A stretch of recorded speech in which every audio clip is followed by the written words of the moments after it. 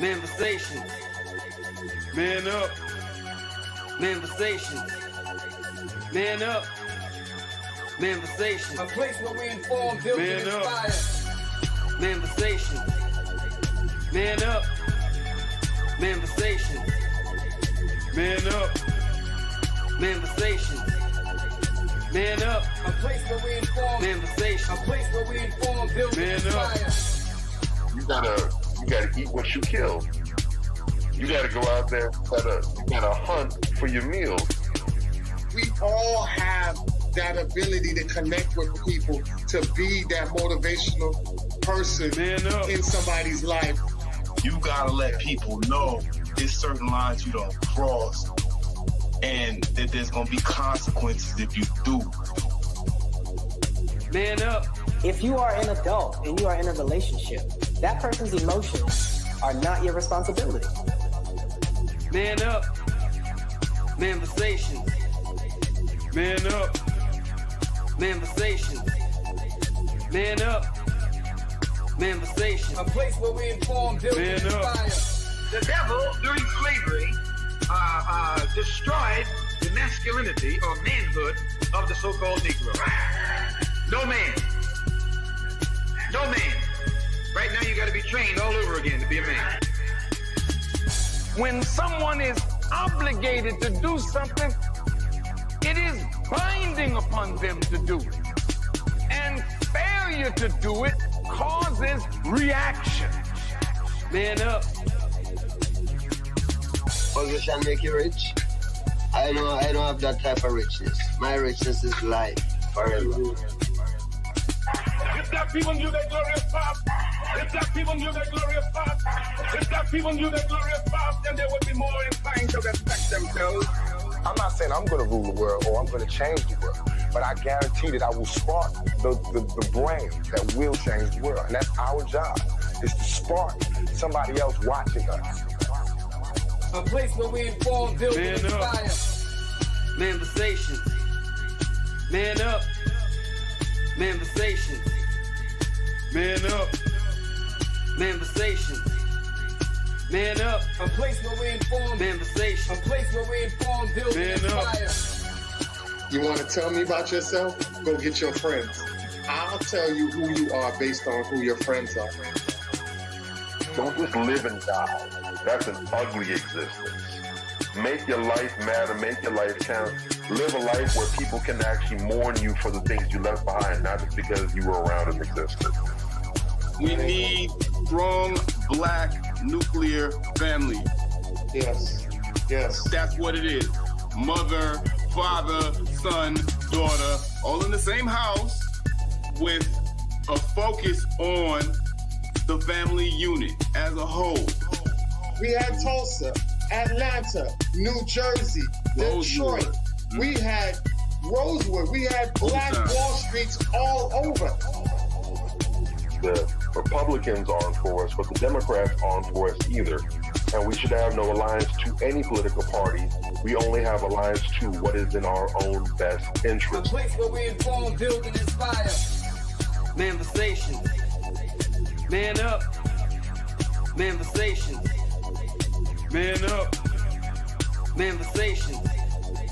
Man up. A place where we inform. Manifestations. A place where we inform, build, and inspire. At the end of the day, as men in the community, we must stand together and be counted, because people look to us for guidance, leadership, and protection. And if we are not about that business, we are not on our job. Here we have grown-ass man conversations in the spirit of that purpose. Anthony Malcolm, Bobby Drake, Major Gage. We are. This is Manifestations 2020. Manifestations. Man up. Manifestations. A place where we inform, build, and inspire.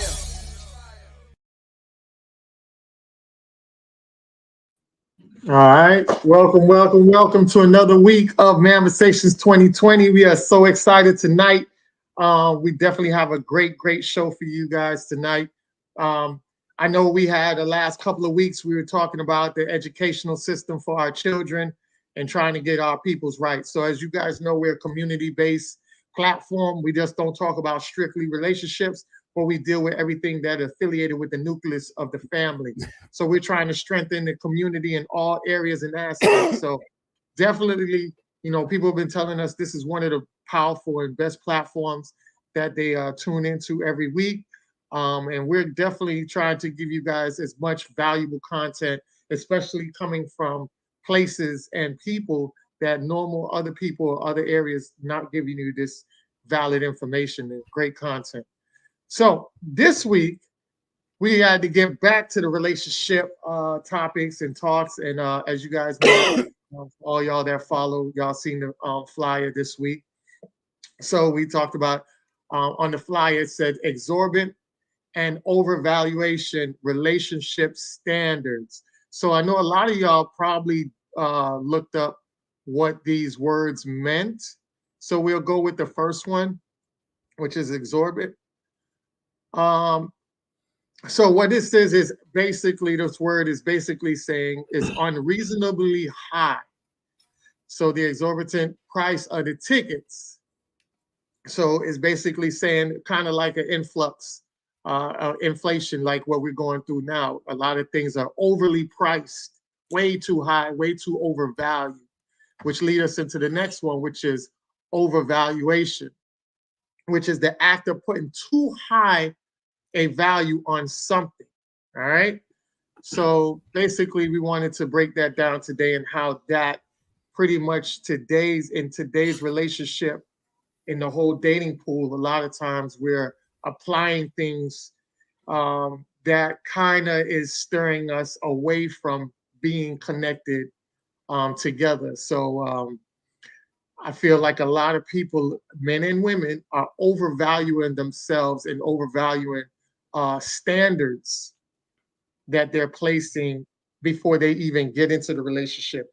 And I think a lot of times that repels you away from a lot of great people in the process.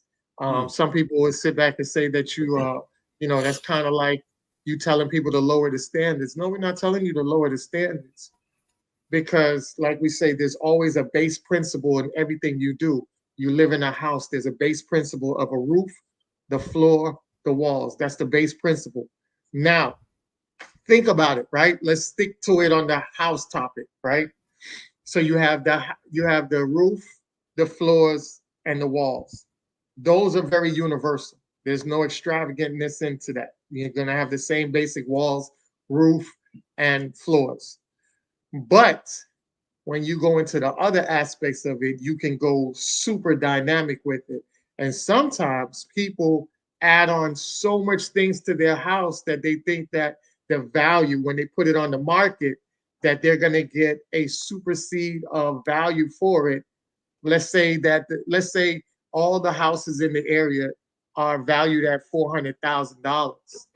You do all of this work into your house, and you put in so much extravagant things, from marble tiles to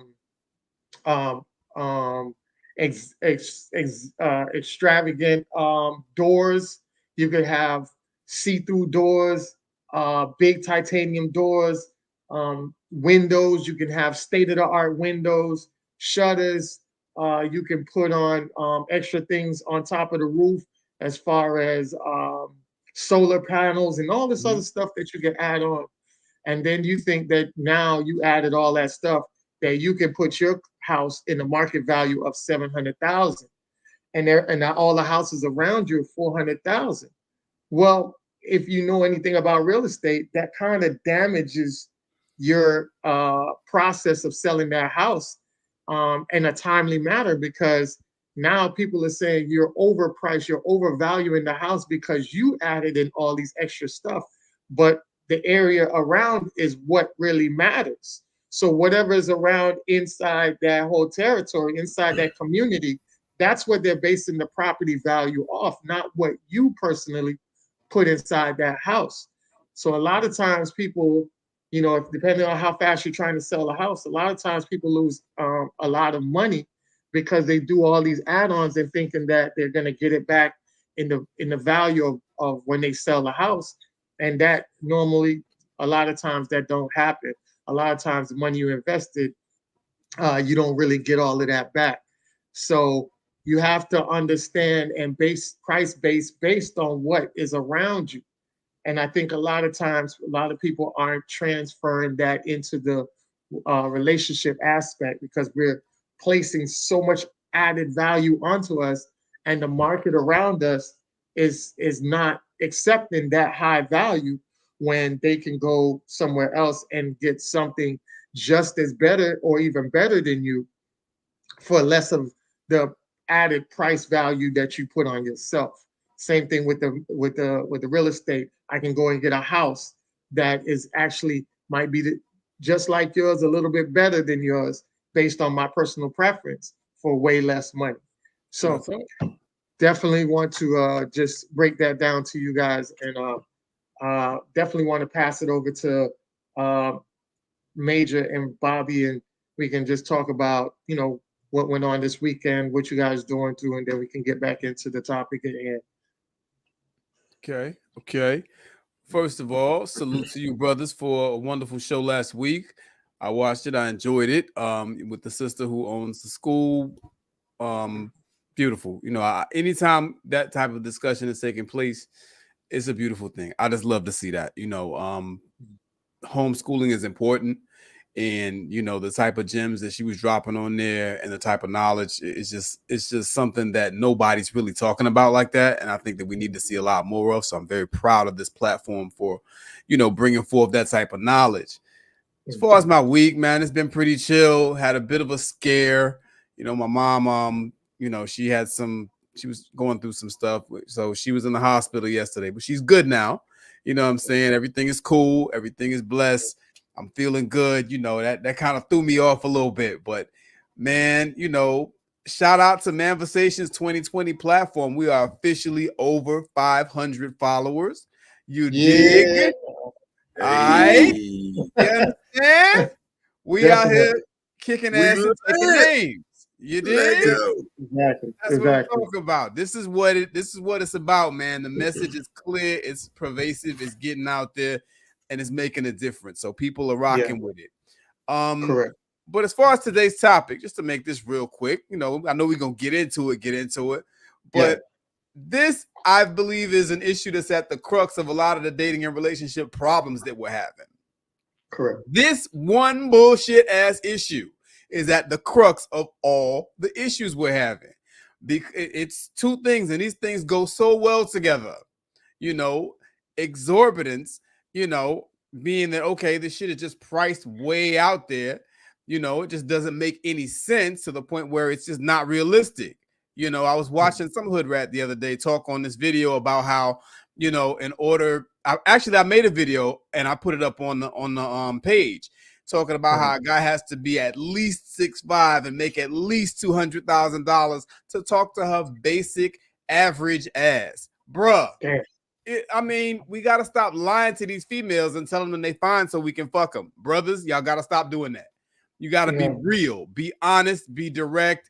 It's exorbitant even if it wasn't her, but because of the fact that it's her, really? Who's paying all that for you? See, this is why Kevin Samuels went viral, talking to that woman, telling her she was average at best. Because everybody was thinking it. You understand what I'm saying? And then, you come into the fold with these grandiose ideas. Oh, I'm this. Oh, I'm that, which is the overvaluation, right? She's overestimating her own worth. And so when you overestimate your worth and you tell yourself all these things and other people have told you all these things and your head is so big you can barely walk through the goddamn door, you understand what I'm saying? Because people have been blowing smoke up your ass. If we just go fuck, you understand? You have these unrealistic bullshit ass expectations. What are we gonna do with that? You understand? Because at the end of the day, that ugly ass female, Kevin was being nice. What I would have told her would have been, listen, they would have came for me. But they wouldn't have been able to say I was lying because that is one ugly heifer. You dig? So, we have to be more realistic is the bottom line figure. Those of us that are more average looking, that have more average careers, more average lifestyles, if we ever intend on obtaining a significant other at all, if we keep it at a buck, especially women, because women are, black women especially, 1 in 4 black women is likely to ever marry in life. Yeah. Okay. So if we want to really find someone who is a quality person, we got to get our head out of our asses. Yeah. You dig? Because that's what's preventing a lot of y'all from catching. Your expectations are unrealistic, and the value that you place on yourself is way, I mean, astronomically above what it should be. Correct. You know, and so we got to tighten up on that as a collective. You know what I'm saying? There's some guys out there like that too, if we keep it a buck. You know, so once we tighten up and get more down to earth, you know, with who we are and what we qualify for, let's keep it a buck, because we don't all qualify for the same things. Exactly. We'll be better off. I'm glad you said that about guys, because there are some guys out there, y'all look like shit. And I'm no homo, no diddy, no diddy. No diddy. No diddy. No diddy. Y'all niggas look like shit. And y'all take that. Y'all require Queen Elizabeth, and y'all look like shit. Mm-hmm. The same way you want your woman to look good, we have talked about this plenty of times on Manversation. You need to up your standard as well. You can't be looking like you 9 months pregnant and out here asking for a banging ass woman. Because even if you have money, right? Because we always want to sit back and say, oh, I got money, so it shouldn't matter. No. Because what you're doing is you're neglecting yourself on the health side. Right. You know what I'm saying? At the end of the day, when you have marriage, it's also about wealth and health. Mm-hmm. So you want your wife, if she loves you, regardless of how you look, your wife loves you. You know, she wants to see you stay and ride out with her as long as you can. Yeah. She doesn't want your lifespan to shorten because you're not taking the right steps into going into the healthy way. So yeah, you might have money and you may get a lot of women for it, but that one woman is telling you, hey man, look, I need you to tighten up as well, because I want you here with me in the long run. So fellas, y'all got to get y'all stuff together. There was a dude the other day that was on the Kendra G show, and good looking dude in the face, but he had a side tooth missing. Like, you can't sit back and say that you make money and you have a side tooth missing, dude. Like, put in the appearance. One thing I can say about women, whether they use care credit or not, they'll get their mouth fixed. They get, they get the stuff done that they need to work on. And I think men, you have to get in that same aspect as well, to do what you got to do to get yourself right. You know what I'm saying? We gotta do a show on that, bro. Real talk. Yeah, we definitely do. Definitely do. But I definitely want to pass it over to Bobby. I don't want to have, because I'll go in on it too. Yeah. Bobby, what you got? What you got for us, Bobby? You all did a pretty solid job of getting the meat off the bones. All I have to say, just in connection with what you all saying, is like you mentioned in the beginning, we're not telling people to not have standards, men or women. That's absolutely not what's being said. And if that's what you got from what was being said, I strongly suggest you find the nearest pressure cleaner and hose all that earwax and gunk out your ear canals. It's not what's being said. Right. We're talking about overdoing it. You have an imbalance on one side when it comes to your standards. Now, we understand this seemingly in every other aspect of our lives. Some of us don't, to be honest with you. If you have a certain budget, if you are only able to spend $50 and you need to go out and do some clothing shopping, all you got is $50 to your name. It will be in your best interest to go. I wouldn't even say to Ross or TJ Maxx, because you might find a few things there, but 2 or 3 or 4 items probably going to go over your budget. You want to go someplace like Salvation Army, Goodwill, the thrift store, someplace where you can get some clothing or some items for not a lot of money. In some cases, you can even hit a lick if you go there. $50, that's not exactly shopping money unless you're going on the thrift side of the game. You would look like a full-blown dumbass, not even an idiot, because I'm not going to varnish it today. You would look like a full-blown dumbass walking into Hermes, walking into Balenciaga, walking into the Louis Vuitton store, walking into what's some of the fashion places? MCM. Yeah, MCM. What's my brother Virgil? Walking in the Virgil Abloh outlet or whatever. Movado. Going to these other places, right? These high-end places, which are $50. I don't even think $50 is enough to afford the little take-home shopping bags that they got there. Real talk. They gonna look at you. Real talk. They gonna look at you like your grandparents who decide OnlyFans ashamed of you and say, "Boo boo, go do better," because you have no place right now with this budget. Real talk. But that's okay.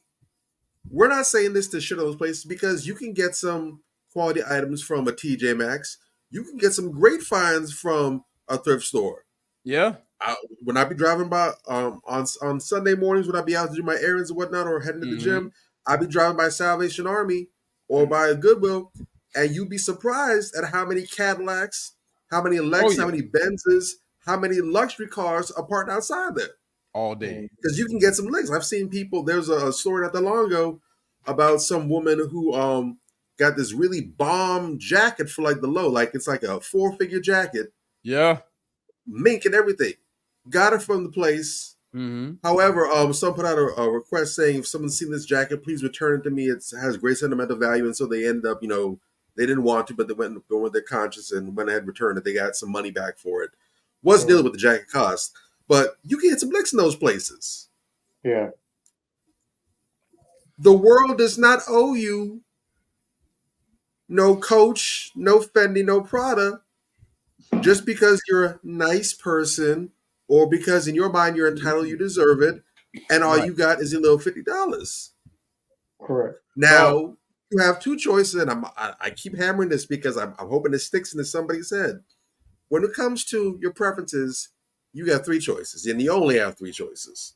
Yeah. If you're not getting what you want at the game, you can either A, find out what your type is looking for and put in the work, time, effort, whatever to get to that point where you can hit those items.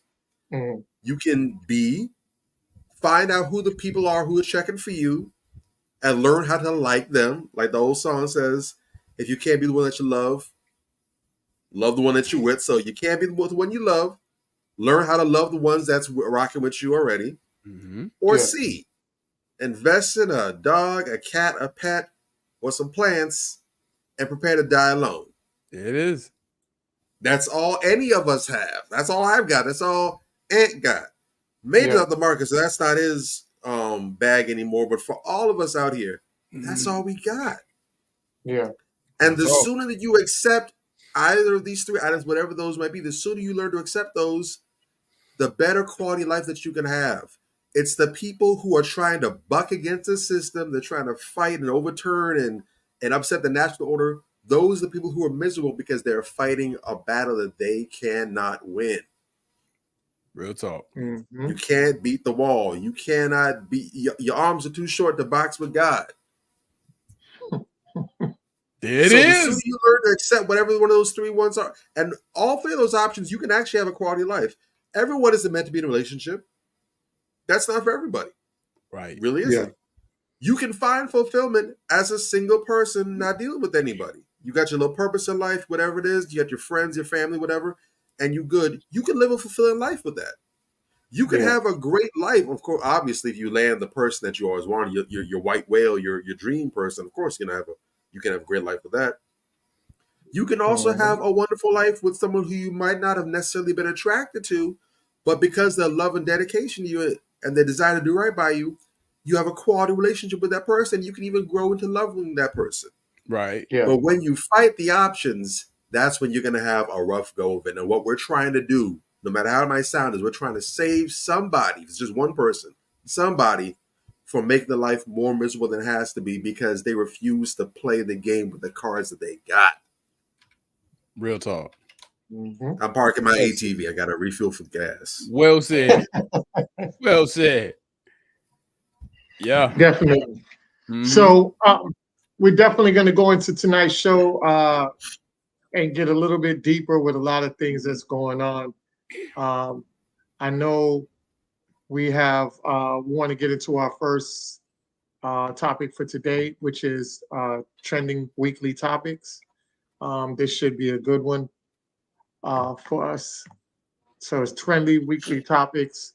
And what I want to bring up off rip and get her out the way, because I'm kind of tired of the nagging that's going on with this young woman. But when does it stop? All right. So Lizzo says she's quitting music in a new statement. I'm constantly up against the lies being told about me for clout and views, being the butt of the jokes every single time because of how I look. All right, so we have talked about Lizzo before. Lizzo actually came out here, she wanted to push this. No matter what size you are, you could be super huge, plus size woman. It's all about embracing us, embracing yourself. And it's always this narrative that goes against, like, hey, it's cool to be you, but let's be real. Deep down inside, you really don't want to be that size. Because we saw Monique was doing the same thing. The comedian Monique did the same thing, where she was pushing this, like, hey, I'm a fat girl and I love this and that. And then next thing you know, she starts slimming down. She started doing everything. And it might be due to health conscious, right? It might be due to health situations. But at the end of the day, she still had to lose weight. And she caught a lot of flack from the women that she was telling to be big and embrace the bigness. And then she went right around and started losing weight. And the women was going crazy on her because they were like, you're being contradicted. You know what I'm saying? And now you're seeing the same thing with Lizzo, who went around and was pushing this, we got to embrace our weight. And this is, I am woman, hear me roar. Everybody's going to be supportive of it. And it was not the case. Right. For over a long period of time, she was getting pushback from it, but she was trying to block out the noise. But now it's too much. It's but so much resistance you can have for something it's just been around for so long, where people are more about weight conscious. We have always been weight conscious, and now it's crushing her, because now she was pushing back for so long and the force is just too much that is imploding on her. And she's like, yo, I'm giving up. I'm quitting. I don't want to do music no more. I'm out of here. So what are you guys' thoughts on that? Because when I saw it, I was just like, I knew it was just a matter of time. And I'll let my play that. You know what my first idea was? I'm going to just keep it a buck. Push. Pray until something happens. That was my first response. That was my first response. Prayer changes things. I was so happy I could shit when Lizzo came out and said that shit, bro. Like, real talk. Nobody want to hear your fat ass whining about nothing and not putting out no damn music. Yeah, that's where I am. With a good time, huh? Don't threaten me with a good time, huh? Don't threaten. Dude, don't threaten me with a good time. What, bruh? You quitting for reals? Listen, I would just go on record. My opinion is obviously biased. Lizzo is one of my most detested people on earth. I cannot stand the sight of Lizzo, because I know that every time you see Lizzo, fuckery will ensue. I know this. You can bet your paycheck on it. She is always doing something goofy and stupid for no apparent reason. She's an attention whore. And what's fucked up, let me give it a buck with you. My mother brought this to my attention. Like she brings many things to my attention. My mother's very wise. What's messed up about that is that Lizzo is actually very talented. Yeah. I'm going to say that again, because the thing is, her antics take up the news cycle so much that you don't actually get to appreciate this woman's talent. She can play the hell out of that flute. Correct. She can sing. She's a musician. She puts together some good music. I listened to her last album really only strictly because of my mother, because again, I cannot stand this woman. But like when as men, we're able to compartmentalize. Okay, I can't stand her, but let me hear how the music sounds. The music was solid.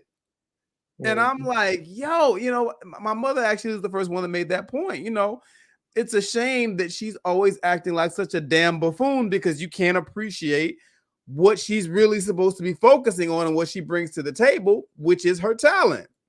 You understand? But again, it's another one of these people, you know, who's overvaluing themselves. Oh, I'm this, I'm that, I'm that, I'm this. Everybody else can see that, you know, you don't really look the part of someone who should be trying to show off your body like that. But in your head, and because of these buffoons around you that then blew up your head, oh, I'm this, I'm that. You understand what I'm saying? Like, there's something called weight. There's something called weight appropriate attire. You dig? Yeah. I'm just gonna say it, and that's not just for women. That's for everybody. Because I'm gonna put it out there if nobody else don't say it. It's not cool to be overweight. Period. Now, if you want to say that you can still love yourself and still feel good about yourself, I'm cool with that. But it's unhealthy and it's unwise because at the end of the day, you know, how many people, I know plenty, that are overweight and never really thought to do anything about it. And later on in life, they have all types of health complications. You know, they're living a very uncomfortable quality of life or whatever the case may be because of complications from their weight, either earlier in life or in the present day. Not cool. Not something any of us should want to put ourselves in the type of position to have to deal with, right? Yeah. Common sense. Correct. Anybody but a buffoon like Lizzo that wants to go out there and promote this shit like it's something we should all be doing. Correct. No. You dig? So I have a serious problem with her and her ilk, you know, of other people who promote things that we should not be promoting. If you're overweight, I'm not talking down on you. I love everybody. You understand what I'm saying? But you should be trying to do something to get to a healthy weight. You understand what I'm saying? Not wallowing in the fact, oh, you know, I'm overweight and, you know, that's a cool thing to be. That's bullshit. Yeah. You feel me? So yeah, that's, you know, that's whack as hell. And yeah, you know, I'm glad she's quitting because that's a bad look for the community. The type of her antics are a bad look for the community. She's a coon at the end of the day. You know, you don't remember seeing her at the Lakers game with the pants with the cutout ass. Yeah, exactly. Let's not bring that up. You ate recently, Bobby? Did you eat recently? Yeah, I know. I'm sorry about that, brother. But I want the burger to stay down. I don't want it to come out that way. Oh, I don't want it to come out the way it came in. That shit was offending my eyes, bro. Nobody want to see your big flat ass shaking in the middle of the crowd. Like, she's one of those people that just act a buffoon for absolutely no reason. You understand? Yeah. And of course, she's blaming everybody else. She's the butt of the joke. Why do you think you're the butt of a joke? Because you made yourself the butt of the joke. Correct. Oh, I can't stand that woman. But yeah, I'll land my plane. I'll fall back. What you got, Bobby? What's going on, Mr. Ted P? What you got, Bobby? What's up, man? Talk to me. Right out the barrel. I don't believe her. We need more people. I need to see proof. I need to see a signed declaration. It's another attention. You might be right. That she's on. And she better shut her stupid mouth because that's going to come back on her probably sooner than she thinks. And I'm going to get to why in a second. First and foremost, the irony is Lizzo's out here talking about she's retiring from music. And the funny thing is, I swore she did that from jump because the only time she seems to be in the headlines is for making an ass out of herself. There you go. Yeah. I don't know when her last album was released. I don't know when her next project, next single is dropping. To be honest, outside of what's that song, Truth Hurts or something like that, or whatever that song is, I have actually not heard any Lizzo's songs. I have not heard her music. I heard that one just because it's popped up in some videos or whatever. Didn't really. I heard some of the lyrics. Was like, it sounded like typical bird babble. I wasn't interested in it. But people keep saying that she's talented and she's a musician. I know she plays the flute. But even that, when I hear, okay, well, does she have any comments for playing the flute? And this is a big thing about her playing the flute and twerking at the same time. Everywhere you go, it's a goddamn spectacle. It's a minstrel show, yeah. It's amazing because for all the talent she's people keep telling me she's talented. She has this talent. She's talented. She can sing. She's an instrumentalist. She's talented.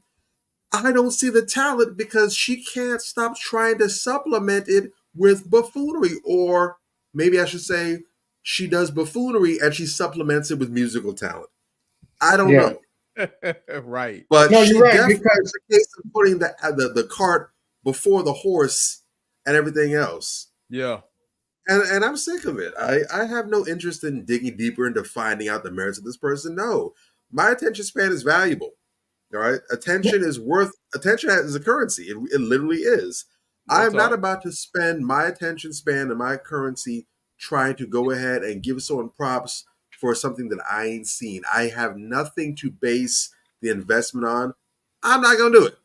There's a lot of things I can waste my attention on that I'll get more satisfaction out of. Lizzo, forget the end of the line. She doesn't even come into the consideration of it. So if she's quitting, fantastic. I'm always laughing when these attention whores like to make it out as if they can't make fools out themselves or what have you, then it's gonna be the end of the world. If that's how you feel, then let the world end. It's the apocalypse. Real talk. Real Peace talk. Drink bleach. Real talk. You're right. You're right, because she is talented. I will give her that. She is talented. But like you say, she'll play I remember her playing the flute on stage, and I guess squeezing a saxophone in her ass cheeks. So it's like you can't. What? Yeah, you can't sit back and listen to the flute. Because really, when it comes to live instruments, you want to hear the variations of the tones and the pitches and the elevations in it. Yeah. And you're trying to listen to that, but people are laughing because you're doing it with a saxophone stuck in your ass while you're doing it. So it's little antics like that, like you say, takes away from the talent, because it's just the buffoonery, the minstrel show, the sellouts. And it's more so of her really wanting the attention more than the credibility. That's so exactly she wants what more of the attention from the buffoonery than the credibility of her craft that God has blessed her with. So that's what I real quick. And I'm gonna tell you something right now, because I myself am a musician. I haven't touched it in a while. I've actually been toying with the idea of getting back into it. I just got to find the time to carve out to get back into it now, because I have everything just perfectly arranged in my life so far. So I got to find the space to really do that and dedicate to it. But I'm a musician myself. I spent probably almost 15 years of my life playing the saxophone. I primarily played the alto saxophone, played the baritone saxophone, the soprano saxophone, dabbled with the oboe a little bit. So I play instruments. I play music. I love music. Music is a deep passion of mine. I cannot understand how anyone who calls and considers himself a musician, especially someone who actually plays instruments, you understand instrumentation, arrangement, composition, all that stuff. I can't understand how you can actually do that, have that skill, have that talent, that appreciation for music, and turn around and cheapen it with that bullshit. Yeah. I would be offended if someone were to come up to me and say, hey, man, hey, you really got a saxophone, man, and we'll pay you $800 for this gig tonight, just 2 hours, that's all. For real? What am I playing? All right, well, we got some music for you. Can read music. Yeah, I can read music. Okay. Play this, but we want you to play it in a thong with a bow tie on. And we're going to have some male strippers at this party, a whole bunch of these gorgeous women, and we just want you to walk around. Before I even finish, hear that, I'm out. Yeah. You're not going to insult me, and you're damn sure not going to insult my craft with your nonsense. Yeah. That's fair. So for her to go ahead and be willing to degrade herself and her art form like that, it's crazy. Look, and if you think it doesn't matter, look at the buzz, and of course, part of that was for the name that he had outside of it. But look at the big buzz that Andre 3000 created behind that last album he dropped, where the project was supposedly where he was just going to be doing nothing but flute music or whatever. You got a whole bunch of people who probably would never even listen to a classical instrument like the flute. Right. And to be honest, it was a little bit new age. It was a bit more on the electrical side of the game. But how many people went and listened to that album simply out of respect for the artist and walked away with an appreciation for the flute and the idea of what a flute can sound like or what it can do? Now look at Lizzo ass. Yeah. How about that? You ain't no musician. Nah, she ain't. And I'll say to this, you ain't a musician. You are a minstrel show. Real talk. She's a product. Straight up. Yeah. So I wish her the best. Whatever she felt like she needs to do to help her mental capacity on the pressures of going against for so long. And then now it has been a lot on her. Take the time off. Maybe it's a good thing. Take the time off. Maybe you might want to see different aspects, rebuild yourself, and insert yourself back into society. I mean, people have done it for what's her name, Molly Cyrus. They allow Molly Cyrus to go off the grid and then come back and make a lucrative career out of that.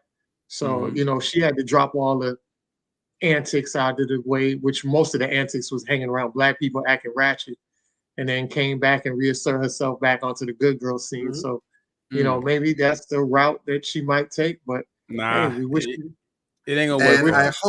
And I hope she gets her mind right, drops the foolishness, and comes back. Because if she comes back with some serious stuff, I'll be the first one in line to listen to her work and to celebrate her as an artist. I'll be the first one to do that. Agreed. But if the jackassery is part of the package, then it's no deal. And Definitely. I just want to, real quick before you move on to the next topic, I just want to add why that's not going to work for her. Miley Cyrus, she kind of looks the part. Lizzo does not. Yeah. Miley Cyrus is white. Yeah. They will allow her to sanitize her image and come back out and rebrand herself. Actually, white society probably put her up to it because they don't like white women running around here looking and behaving like, gutter trash. They don't like that. You understand what I'm saying? So notice Miley Cyrus and, some of these other white girls that were kind of, edgy and whatever. They're all prim and proper now. Even Kim Kardashian and went and got a goddamn degree. You understand what I'm saying? She's into philanthropy now, and she's a lawyer. They'll use that to get out there. They'll use that to get out there and make a name, get they stacks, whatever. Right. But when it's just like and the male artists do it too. Kid Rock. Yeah. Well, Kid Rock was arguably neck and neck with Eminem for the most down wigger. Right? Yeah. Now he done came back and now he's all ultra MAGA out. He's all hardcore on the right, conservative, white supremacist. He's a fire-breathing Nazi. Yeah, he's a Nazi. Now he's a straight up country now. All that nah, gone now. So when they you're white, do that. You can do that shit. They use the niggas for the come up. And when it's time to get serious, okay. Now it's time to grow up. Now it's time to put the business suit on. It's time to put on the dress for success skirt and everything. Now it's time to be serious. Now we're adults now. There you go. I'm just saying. All right. Definitely. Right. All right. So the next person come on down to the block. We've seen this recently want to talk about the pedo, right? So Jalen Green's 40-year-old baby mom doesn't want a future with him. Right. Did we see this coming or did we not see this coming? Bruh. Say it ain't so. Bruh. What? Who didn't see that coming? Shit. Yeah. Who didn't? Stevie Wonder saw that shit coming. Exactly. In HD. In HD. In IMAX. Shit. What she want to have a life with him for? She got that check. Yeah. You go and you find, she an old hoe. You dig? And this is what old hoes do. You know, they'll go and find somebody that's young and dumb, get knocked up by him, and be set for the rest of their life. That loving basketball or loving hip hop money, whichever one of them shit she's on, that money ain't no real money. And it's gonna dry up soon because she's getting old. You dig? So you ain't no hip hop harlot no more. You kind of, you still look all right, but you kind of on your way out the door. You know, you starting to get a little cobwebs in between them titties a little bit. You dig? So it's not quite the same. It don't it don't hit the same no more. You feel me? Yeah. She knows where she is and who she is. She knows she ain't shit. Let's keep it above. All these, exalted hood rats. Let it be her, let it be Bernice Burgos, let it be, what's the other one? Evelyn Lozada. They know they ain't shit. So when they start getting a little long in the tooth, they'll either do something like this, or, like there was another one not too long ago, came out and said that, somebody touched her inappropriately. Amanda Seals tried that shit with that doctor. You remember? He's Myron a football player, and she said something, slick about him, that some people that she knew had said that, he was this and he was that, and he made all kind of inappropriate sexual comments. She did that shit because she knows she about to hit the wall. You know what I'm saying? I think she found out a little late. She hit the wall 5 years prior, as far as I'm concerned. But that's a whole other conversation. But they do this little slick shit. Either they go and find somebody young and then get knocked up, or they make up a story, to try to extort some money out of somebody because they know they ain't shit and they about to hit the wall. Yeah. It's up to the brothers out here, man. Y'all OGs failed this dude a little bit. You got to put it on him too, because he's still a grown man, even though he's very young. But y'all OGs should have put him up on game. Yeah. We should be embracing these young brothers when we see them come in, try to take them under our wing and give them some game. I've put young brothers onto this type of shit, and I'm not no celebrity, but if I see a young brother out there and he's going astray and, he's looking a little Google-eyed at some chicken head, I'm going to let him know what it is. You feel me? Because, and this is particularly hurtful to me because that young brother is wasting his fortune on this hood rat when he could have, gotten a quality woman, started a black family, and started building a real legacy. You understand what I'm saying? That's what bothers me. This is the type of shit that poisons the well as far as dating and relationships is concerned. This poisons that well, because other people look at this and they get influenced by it. Other young, low energy hood rats look at what she did like, damn, if she could do it, I could do it. Yeah. At a high level or at a low level. Like everyday chick can do the same thing. Correct. Find a dude that got him a little post office job, have a baby, and you can chill. Correct. Because let's just keep it a buck. A lot of these women out here, they look at child support as income. Yes. You got some women out here that are professional baby havers. Let's keep it a buck. All right. So you can save all the strong and independent bullshit for the next women's lib rally. This is real life, and this is what these females are doing out here. And it's hurting the brothers because now you got all this baggage. You got, and she's one of them messy chicks who be all out in the media, babbling and talking and, trying to draw attention to herself. You can't move. You can't do nothing because you don't know what this knucklehead is going to do to tarnish your name now, on top of the fact that she got you for 18 years. Shout out Kanye West. He went and did the same stupid shit. Bruh. 18 years. 18 I'm just years. Bruh, talk to me, man. It's sad. It's a sad situation. I don't know. I have no clue. I see a lot of women talking about if that was their son, that they would constantly have their foot in that woman's Andrea's butt. I do see that, but I didn't see as much pushback for it though. Women wasn't really pushing back because, like you say, I think a lot of them deep down inside want to have that same outcome as well. Because Yes. a lot of women, and there's a lot of men out there too, what they fail to realize is when you're out here goofing around and you're out here not taking advantage of your prime years and you're not building the lifestyle that you need to build for the future and for your children, when you get to a certain age, you're now desperate, you're scrambling. And women have more of an advantage than men because women can grab somebody who is naive and young and entrap them into something like that and get a big bag out of it. Men don't have that same, it's a double standard. Men don't have that same output in that way, you know. So, but you do have men out here that don't establish themselves, and because they haven't established themselves, now they're depending on their children to basically establish the lifestyle that they should establish for themselves.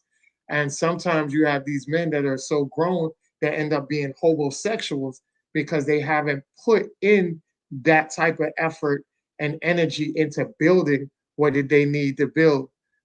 So their lifestyle in the latter years is now on a desperate level. And now you see a lot of older guys, especially some guys that look decent, you know, well put together guys that are with women that you like, yo, I know you could do better than her, but because they put themselves in such a bad position and didn't do good when they had the opportunity to do so, now they just settle for whoever can just shelter them in, you know, and you get that just like the guy, the little dude, I think it was Locked Up, that reality show about being locked up, and he got out, a little short guy, but he was with this big 600-pound black girl, and they were riding around, and they got real viral and famous. But even he was out there trying to play the field with women while being with her because she wasn't his top quality woman, but she took care of him when he got out. He didn't have nothing. He was flat on his face. So he had to get with a woman that was going to nurture him and shower him and do all that other stuff. And a woman of quality is not going to do that. So now because you didn't establish yourself and you did some reckless stuff that put you in a hole, now you have to get with the woman that say, hey, I don't mind you, but she might not be your type. And a lot of guys get caught up in those type of situations. So it's very important. Like if you're a young guy that's watching this, it's very important for you to strive hard at a young age and get what you need to do, solidify yourself. And then that way in your latter years, everything will pan out for you. And one of the things is, you know, I always tell young guys, hey, you know, you don't have to normally just go into marriage off rip. You know, go out there, sow your roll oats, but do it in a safe way. You know, strap up, have protection. Let the women know, hey, I ain't trying to be in no relationship. If that's cool with you, we can vibe out and rock out. There's some women out there that vibe like that. So be honest with them. Go out there, have your fun, do it safe, live your life. Then when you get to your latter years, you want to settle down and you want to look for a wife, then you can do that. You know what I'm saying? And then you have some guys that don't want to go out there and experience the world for themselves, and they want a wife off rip. And we've seen that. Guys that settle down young, get all their stuff together, build their family, and live a happy life. So it's all about whatever option or path you want to take, but just do it in a way that you're honest and safe. And that way you're not creating kids out of wedlock. And that way you're not out here running and telling people that your baby moms won't let you see your child. And I'm so sick of that narrative. We're definitely going to get my homeboy to come on here to talk about that because he has 8 children and have custody of all 8 of them. So we need to let these men know, like, fellas, all that stuff about she's stopping you from seeing your child, there's ways around it. It might be harder than normal, but you got to put in that fight and effort if you really want to be in that child's life. If you don't want to be in that predicament or that situation, then do it the right way. Vet the girl thoroughly. Get with a girl that is on the same level as you. Build with her together, and you guys create a child after y'all get married and y'all live out happily ever after. That's the way to do it. Do it that way. Stop being reckless out here. Stop making excuses. Let's tighten up our community and let's stop doing the generational curses that's really out here destroying the community in the long run. And I'll land my plane on that. Yes, sir. Well said. Oh, you went off. Yes, sir. Yeah. Bobby, sharp. You got something, Bob? We are going to call this what it is. This is straight up predatory behavior. Yeah. I don't want to hear anyone say that, well, they're both consenting adults. He knew what he was getting himself into. He's not a minor. I don't want to hear none of that. Because they went ahead and slapped whole entire criminal charges on Buddy that was so-called romance scamming these grown-ass women, going on dates with them, all this shebangs, and was taking them for a whole entire ride, and was successful at doing the same thing that women do to men, basically being a whole entire foodie call, and then up and dipping on them, and that was the end of it.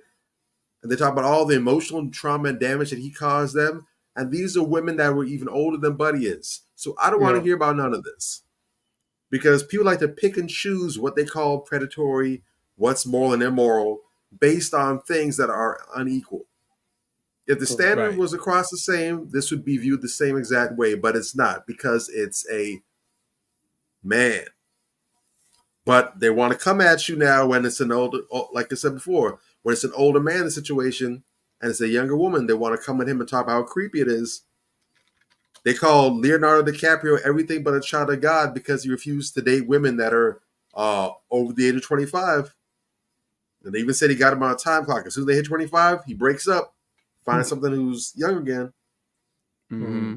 And mind you, these women that he's just dating, he's not impregnating them and knocking them up, saddling them with children. He's not doing that to them. They're younger women dating an older man who has considerable resources, who is taking them to see the world. They're going to places and doing things they probably would never get to do for years and years and years otherwise. And it's just a relationship that they're in. But he's a bad guy. They call themselves coming after Marquez Houston with no proof. Now, I'll be the first to admit it looks a little interesting, but there's nothing concrete to suggest that he prayed or he was stalking his wife or any of that nonsense. But just because there's an age discrepancy and she got married early, they want to say he's a predator. He's a predator.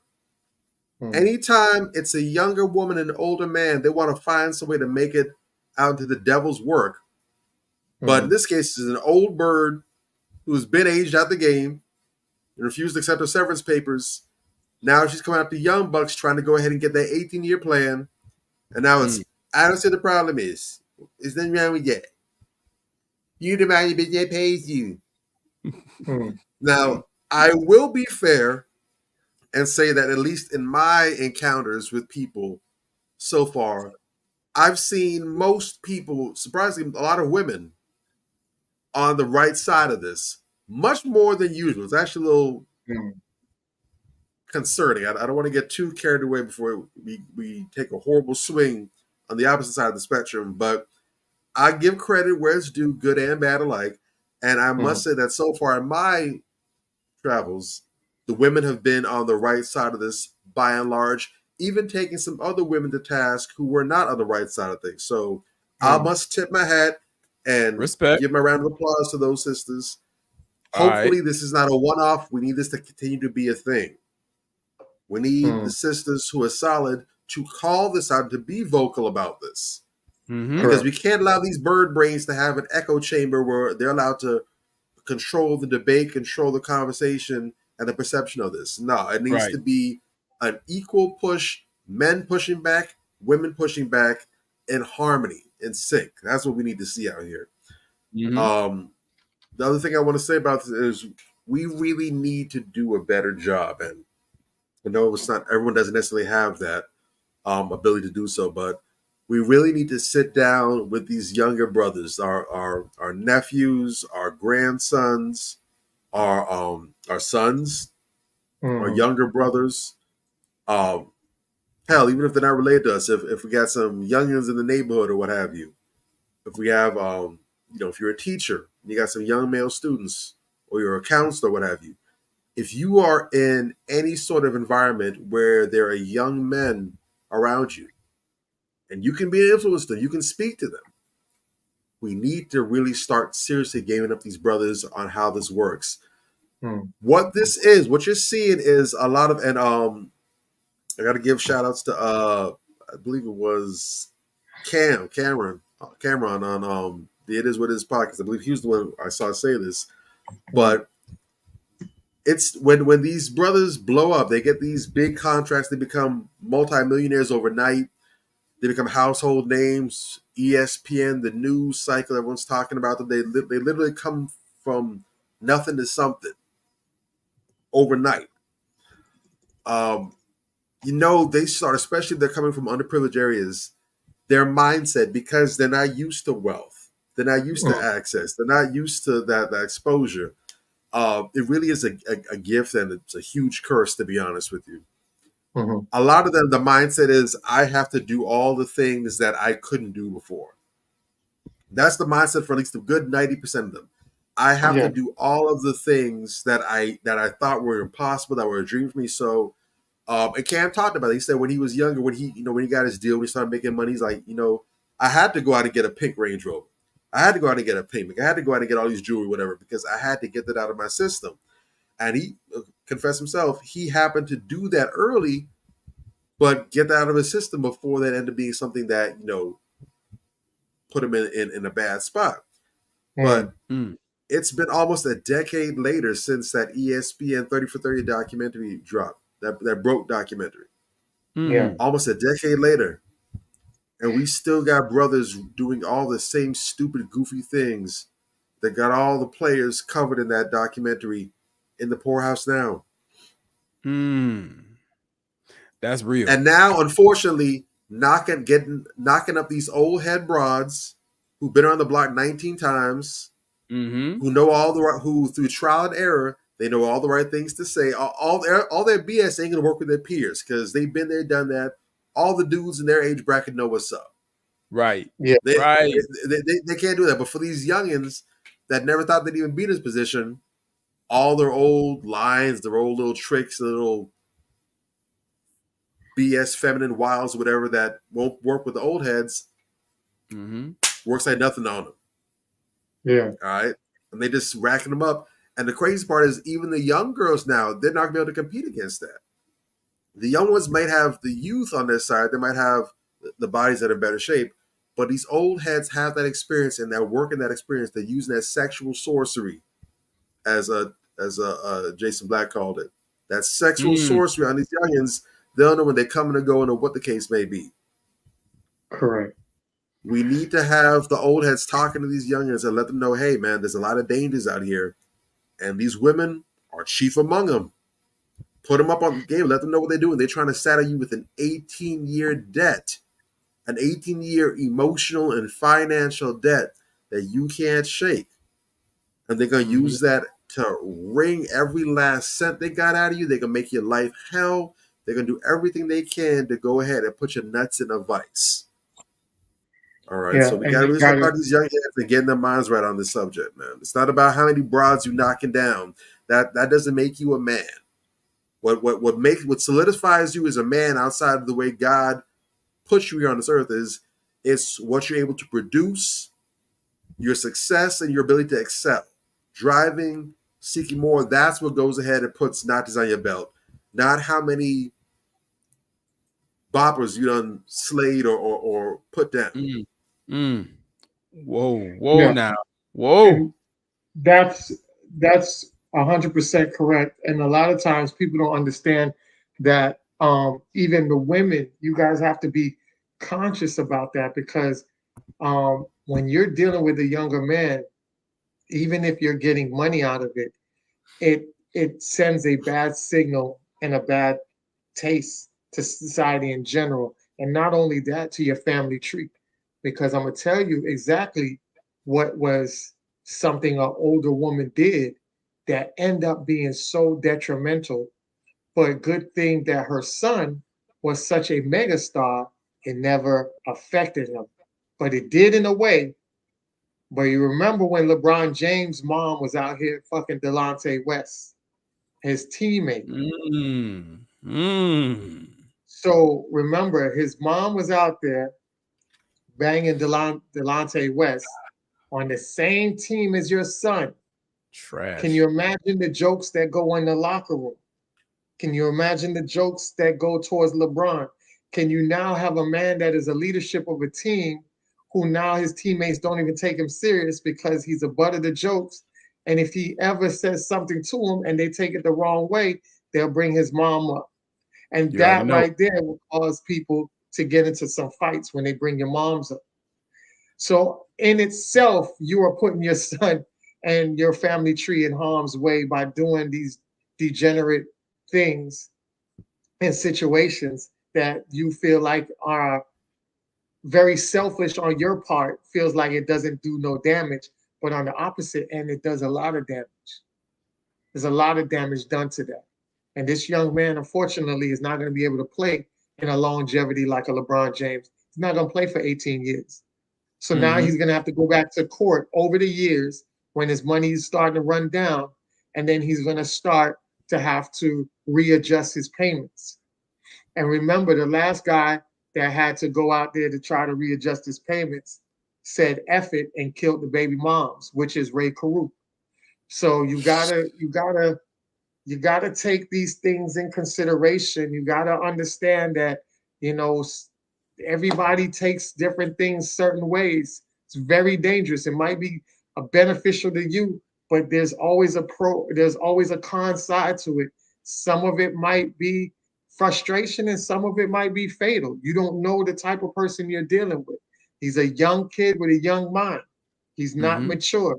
He can go off his wits and go all the way left with it, So just want you guys to know, and you kids out there, it's very important for you guys to understand this. And I'm glad that Bobby Drake had talked about, we need more mentors and people around our young fellas to guide them and coach them. Because I seen this the other day, and we're sticking to a young basketball player. It's not even in the NBA yet. Check this out.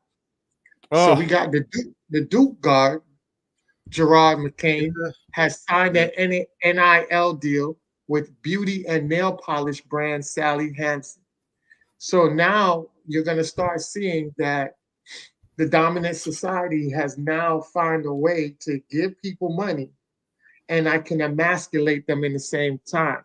Right. Now think about it, right? You guys got to understand. Think about this, because a lot of people be like, oh, it's nail polish, she's getting money. Okay, it's nail polish today. What if we see them in a swimsuit category or modeling women's panties? You see what I'm saying?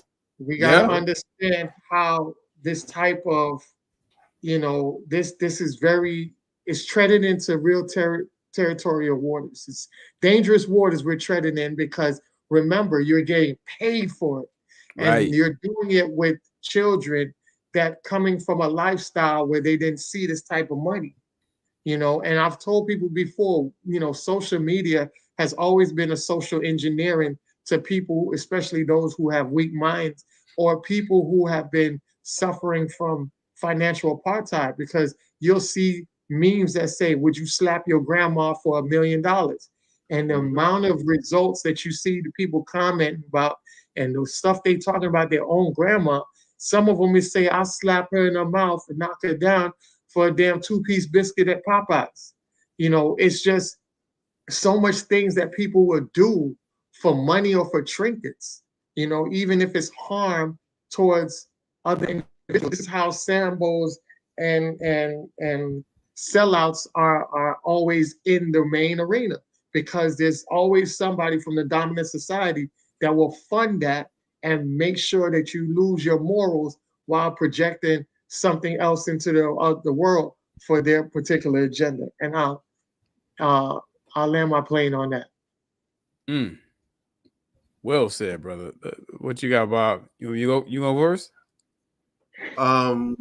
Yeah. So there's a video that went along. I don't know if it was. Well, no, there was a video that went along with it that I saw. The other day we were chopping up with some folks, And apparently, this whole thing behind is they reached out to him because apparently that's been his thing. He's always painting his nails, whatever you. He actually refers to it as his type of self-care. He said, I think one day, he said he started doing it originally because he had an issue with biting his nails, whatever, and he did that to kind of get him to stop doing it. And then he did it before a game one time, and I guess he went off. He had a really well-performing game, and so that's his good luck charm now as well.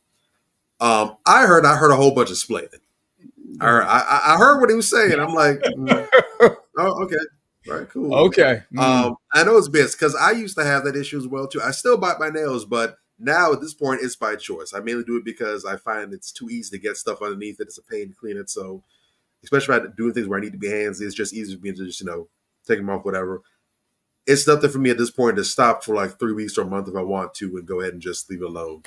But when I was younger, I had an issue where I legitimately could not stop doing it. Mm-hmm. And so what I did was I didn't go and pull up no Duke Blue and no white paint to put on my nails. I went to the dollar store, and they have nail varnish specifically with that purpose to get people to stop biting your nails. And it's a clear coat. It's not gloss or anything. It goes on pretty much dull or matte or whatever the term is. Mm-hmm. It doesn't wash off easily. And when you taste it, when you put your nail in your mouth, when you taste that, it tastes nasty as hell. It tastes bitter. You make you want to go ahead and get some juice or something to wash the taste out your mouth. I know some variations where it's spicy. If you do it, it literally will burn like your lips if you do it or whatever. I did that a few times, and that was enough to get me to leave my hand alone because every time I went for my fingers, I had PTSD. I'm like, okay, I'm cool. And it worked. Mm. I didn't go painting my nails with this stuff, talking about this to get me to stop biting my nails. I didn't say that this is my self-care now where I paint my nails with this, whatever. This was a matter of necessity. I'm trying to stop something else from going on. So I'm not sold on the whole idea of, well, I'm doing this to get me to stop biting my nails. I'm not sold on that. I'm sorry. You're just not going to get me to buy that. Because I've been there. I know what that's like, and there's other roads. You went down the road because that's what you wanted to do. Just keep it a buck. Yeah, it is. I was also watching the video, and I'm listening to him explain. It wasn't like an interview. Like it was like I think it's like a TikTok video or whatever, where he was, I guess, going live about the deal and explaining his history with it or whatever. And while he was doing the video, he was actually painting his nails a fresh coat or whatever. And I'm observant. So I'm listening to him, I'm watching him and everything. And I peep game. And I'm not saying this as a diss to him at all, but everything from his mannerisms, the brother came off very soft, very tender. All right. All right. I'm not saying it was fruity or anything, but I'm saying he came off very it's the term there's a term I'm trying to remember, like lathe or something like that. But it came off very, very pastel. Like that's the word I would probably substitute for. Wow. That was a new one for me. But he came up, I can't remember the other word. That's the best word. Kind of very willowy almost. That's how he came off. The only thing I can say is if this was his deal, this is his bag or his thing that he does anyways, and he found someone's able to compensate him for it, more power to it. It's not like they went ahead and, paid him to do it, whatever. This is something he was already doing. Yeah. Sally Hansen did the smart thing, like, there's a dude painting his nails and he plays ball, he's good. Can we get some of that money? Yeah, okay. I ain't mad at him. But I'm not with the advertisement and the way that looks because, again, like we just talked about social media, there's a greater influence going on. They're doing that because they want him to be an influence. Yes, they're going to have to boost their numbers as well, too. But I find it funny because what's interesting is we're in the age of NIL, which was long overdue, and the men's college sports athletes are able to get it. The women's college sports athletes are able to get it. It's funny how I haven't heard about Sally or any of these other companies offering any of the ladies any NIL deals. I haven't heard about Sally Hansen reaching out to Flage. I haven't heard about Fenty reaching out to Angel Reese. I haven't heard about Maybelline or L'Oreal reaching out to Caitlin Clark or any of these other ladies that are out there balling their ass off and performing at a high level. Maybe they have. I don't know. But I'm saying it's interesting that I haven't heard about that. but I've heard about this partnership with Sally Hansen and Jared.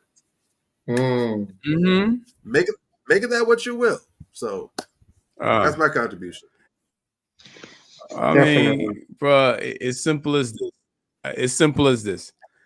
That whole bullshit he did, where he's I used to bite my nails and all of that. That is what we refer to in the conscious community as nigga-splaining. You understand what I'm saying? Like, nigga, please shut the fuck up. No, that's not what happened. You know what I'm saying? Like, that wasn't necessary for you to resolve the extinction level event that is you biting your nails. Nigga, shut up.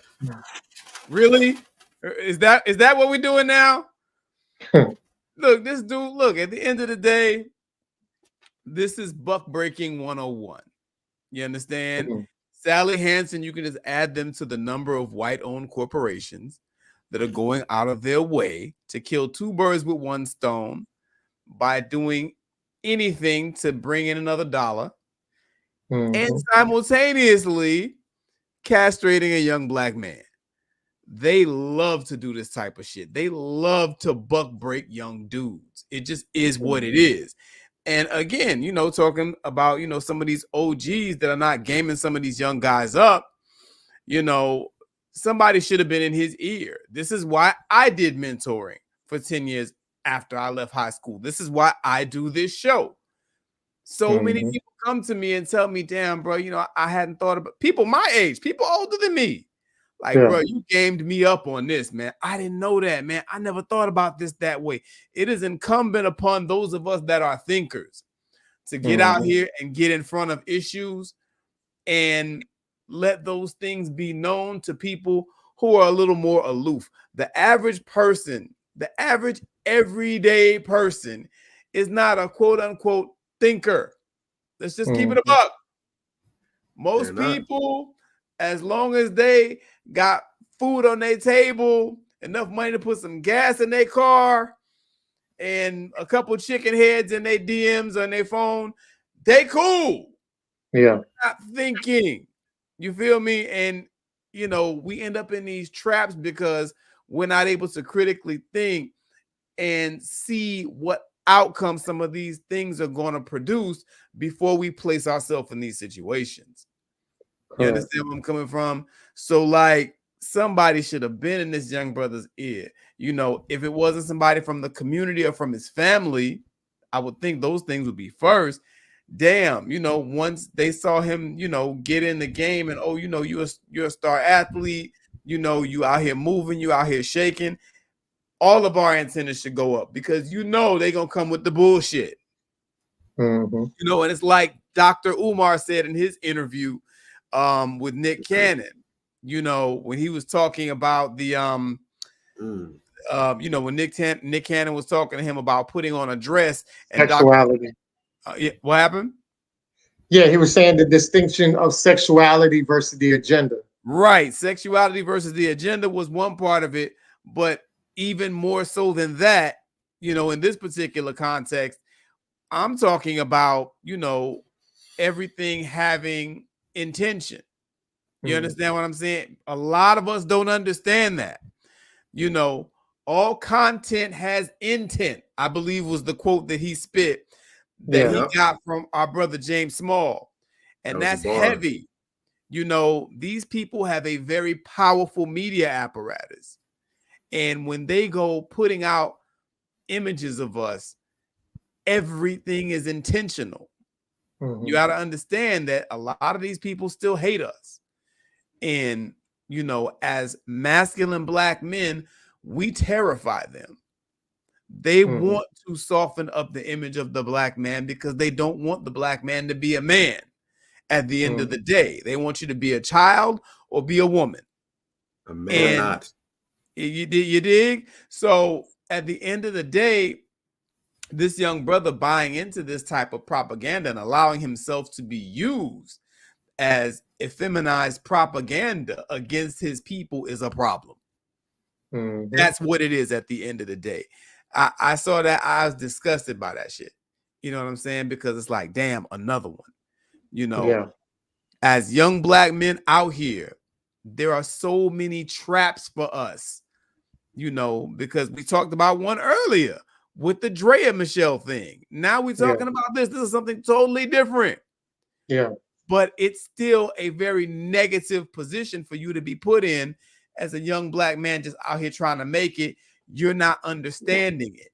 You're not understanding the why behind it, but it's the same difference. You feel me? So he is not doing his people any type of a service with that behavior. Unfortunately, it's very sad, and it's something that we have to really, really get in front of as a people. Y'all got to start mentoring these young brothers so they don't do things like this.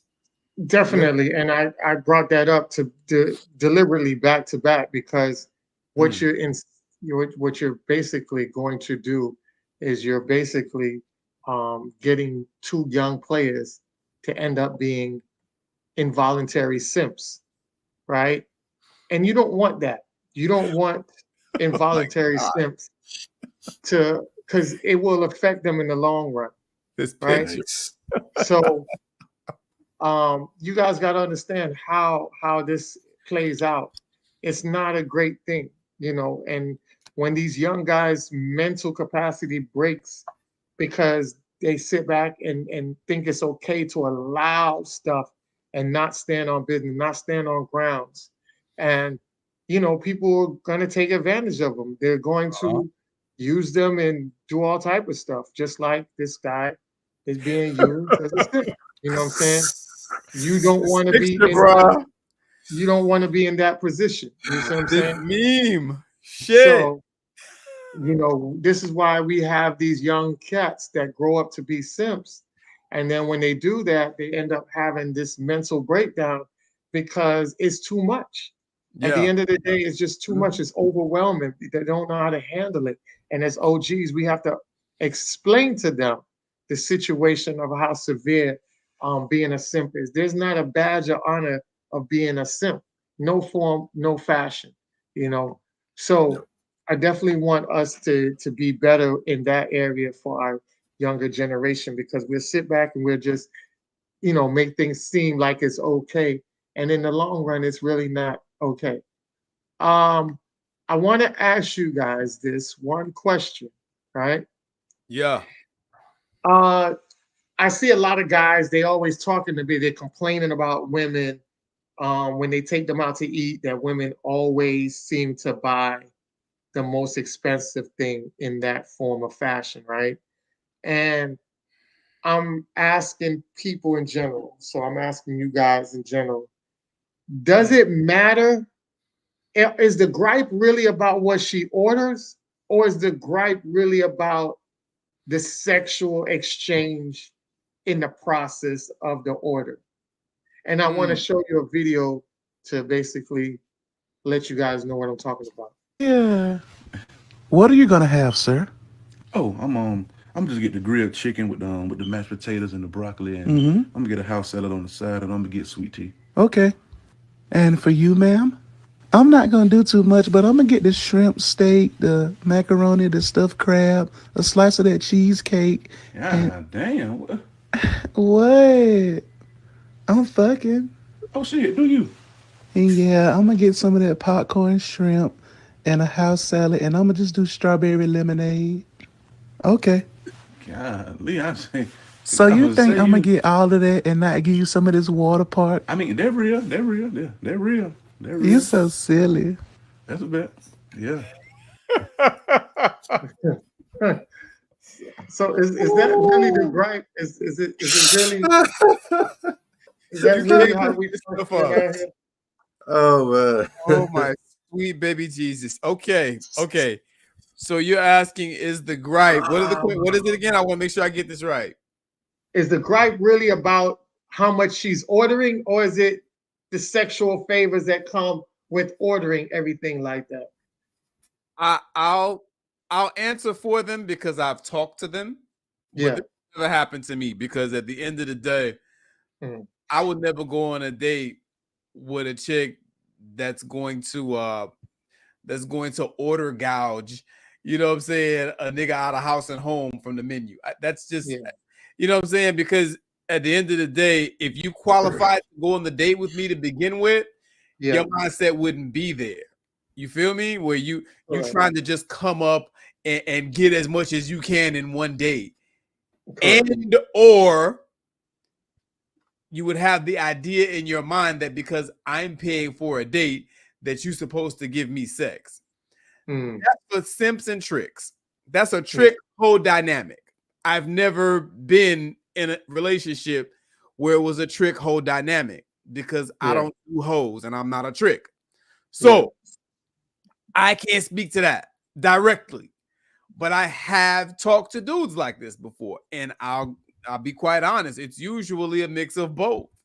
Yeah. Because sometimes, these women be ordering all this outrageous, outlandish shit, and the dude really ain't holding like that. Yeah. Dig? So, number one, the proper vetting has you in a bad place that you're on a date with that type of chick to begin with. Number two, the improper vetting, has you in a restaurant that you can't afford. So you're wrong on two levels. You know what I'm saying? So that there are guys that legit just don't have the bread to be able to support whatever it is that she's ordering. There are also guys that, have an issue with the fact that, okay, I don't know if I'm smashing, and I have a problem with that if I'm paying for dinner. Correct. All of this goes back to vetting, because at the end of the day, if you're a real dude, if you're a solid dude, if you're a 100-ass dude, you don't necessarily expect sex just because you paid for a meal. Correct. Paying for the meal has nothing. It should have nothing to do with whether or not you smashing. If you a 100-ass dude, you understand what I'm saying? Because you want the idea is, and what you should be desirous of, is the woman wanting you because she wants you. Not because you took her somewhere fancy and you spent some money on a meal.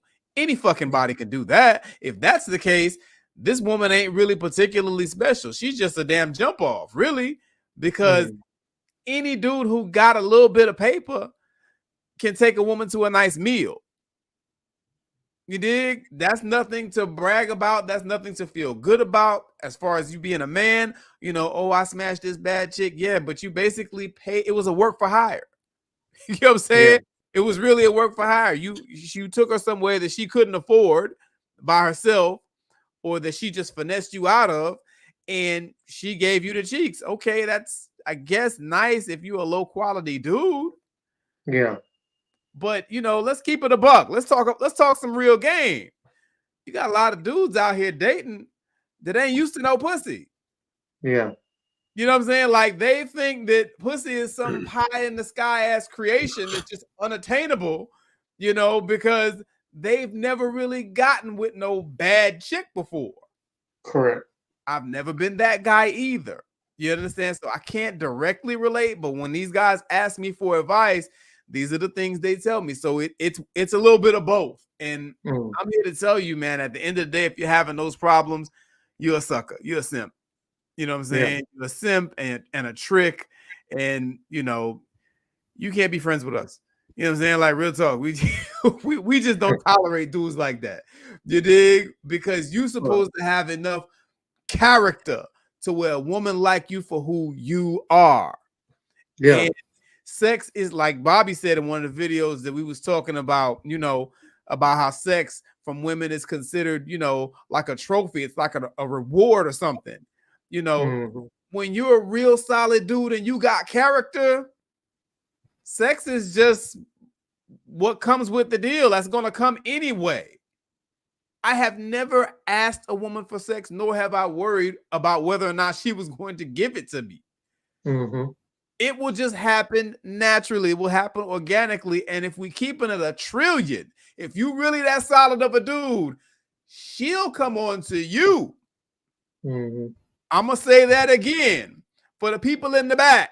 If you really that solid of a dude, when it comes down to sex, she'll come on to you.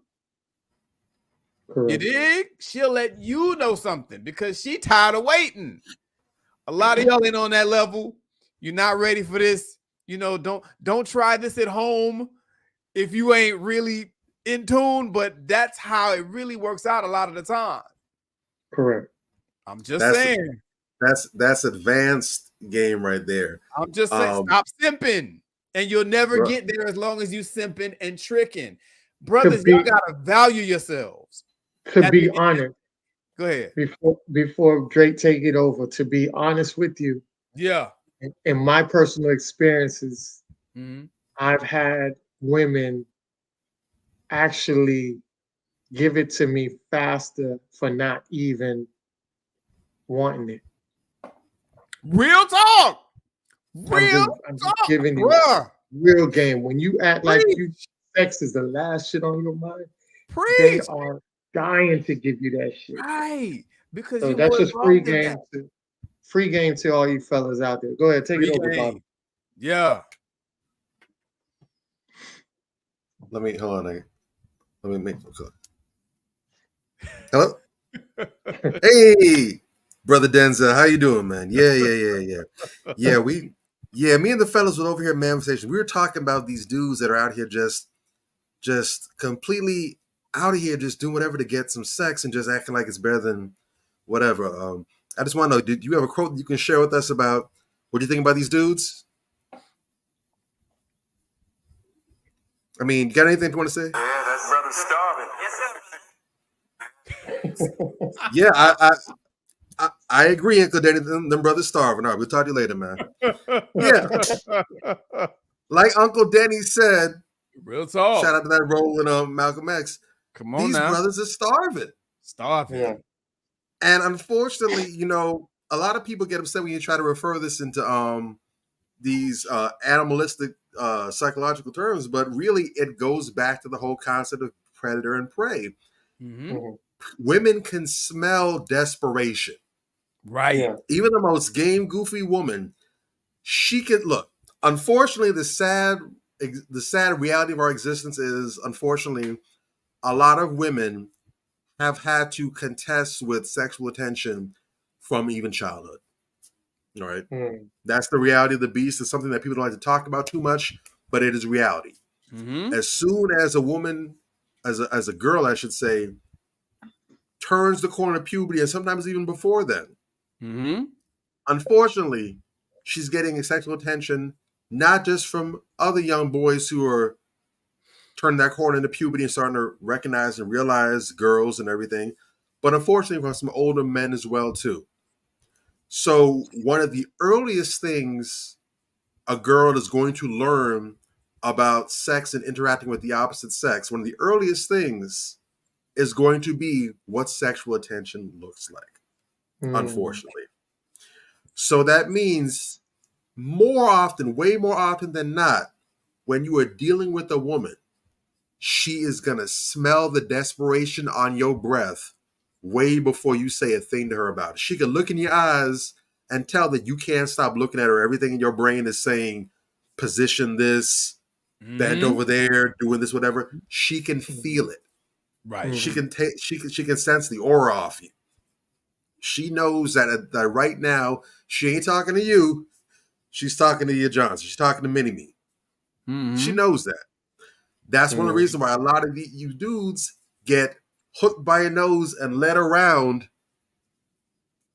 like a fish in Lake Tahoe. Yeah. Why you're so easy to manipulate. Why some of these, we're talking right now about these NBA cats, these NFL cats, these pro athletes or whatever that keeps getting taken advantage of. They know you ain't really had nothing like that. And so it's very easy for them to go and manipulate you. You're really at the good nature. You really have to hope and pray that it's a woman with ethics and morals and values you're dealing with who's going to see your desperation and not take you to the cleaners as a result of that. There you go. And when you find one, you better thank your lucky. If you don't go and make an honest woman out of her, then you better thank your lucky stars that God saw fit to let her walk across the path. Because odds are the one that comes after is going to really take you through hell. That's how it be. And this is why it's very important, I say this again, the most dangerous and the most destructive men, both self-destructive and also destructive at large, posing a danger to the community, to others outside themselves, are the men who establish and evaluate their manhood based on violence and sex. These little boogers that think, I'm the hardest motherfucker out here. You ain't gonna come in my face, do whatever, man. What's up? What you want to do? What you want to do? Those goofy ass niggas, Yeah. the ones that get going viral in these fight videos, Mm-hmm. those ones that leave bodies behind, Agreed. that ruin neighborhoods, that leave families in shambles. Especially don't miss it, let them get their ass whooped straight up. They go back and go pull something out they want to go ahead and take to the next level. The men who live, I'm talking about, they have a whole, not even a condominium, they have a whole city block, a whole penthouse building, skyscraper of ego that they live in. Correct.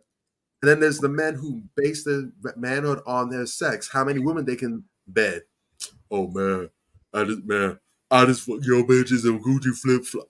Them goofy niggas. Yeah. Men who live a very lower base, rudimentary, basic life. Mm-hmm. Those are the men who are grossly responsible for their own self-destruction and the destruction of the community at large. They are themselves a weapon, and they're good to nobody whatsoever. If you want to, and I keep saying this, as a man, you want to establish yourself the right way. It's about what you produce, your utility to yourself first and foremost, to your family, your loved ones, and then the community at large. I'm going to say something that's a little bit contradictory. That's a little controversial. And I don't have any issue with doing that. I got the shoulders for it. The sentiment that's gone around considerably, it's been around for a while, but it's really picked up steam the last few years, is a result of the joke that Chris Rock shared where he said, only women and children and animals are loved unconditionally. A man's only loved for what he provides. Correct. I'm going to say that I don't see anything wrong with that whatsoever. I have no problem with that. In fact, that's the way it should be in a healthy society. Now, that's not to say that your humanity should be dismissed. We're not talking about that. The basic respect that every man, woman, and child is due, that's due to you no matter what. However, if you want the respect that comes with man, and that's because I have such a heavy respect for the word man and what it means. I have a heavy respect for the word woman and what it means. I don't think that these are terms that should be used lightly. These things mean something. As a man, you should not feel comfortable not producing, not providing, whether it's just for yourself or for those that are under your responsibility. It should bother you if you're not capable of protecting, even if it's just yourself. You can't even protect your own self. My God, man. Real talk. If you can't even defend yourself, that's a problem. If you can't even provide for yourself, that's a problem. If you have a significant other, if you have children that you are responsible for, and you can't protect them, you can't provide for them, that's a problem. I'm not going to say that your man card should be taken from you, but you should seriously start treating your life like it's under review. And if the audit man pulls up, he might revoke your card any minute and get to work. I'm just saying, you should not want to just come into this world and exist. Everybody else out here getting it one way or the other, and you just right here just lollygagging, just like some wisp in the air, some vapor. Men don't do that. Nah. Correct. Nah. So, you know what? Yeah, you need to get up out of here and get it. You being able to knock down all the women in the neighborhood, good for you. You want a cookie, they got some in the bakery. Go get one. Now, when you want to be considered a man, start producing, start knocking up some successes. How about that? Start knocking up some productivity. Don't show me the picture of the last chick that you just knocked down. Show me the last win that you recorded. And then let me see your plan for the next one that you're about to go ahead and take down. That's what men do. Yeah. The men that I respect and look up to, that's what they do. That's the way I try to live. Definitely. So we need to reformat our brains And when we're out of alignment, unfortunately, you see how easy it is to get taken advantage of. Because again, when you're coming from that weak place, the women who know game, they got you.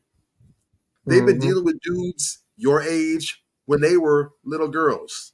They know how to sidestep that or to play that to their advantage. They know how to give into that or to resist that. They have that. So most of you dudes coming at them like that, you're not going to have any advantage over a woman. That's why it's so easy for them to get foodie calls out of you. That's how you're so goofy that you go ahead and try to make deals. Talk about, well, if I paid it for dinner, she got to give the ass.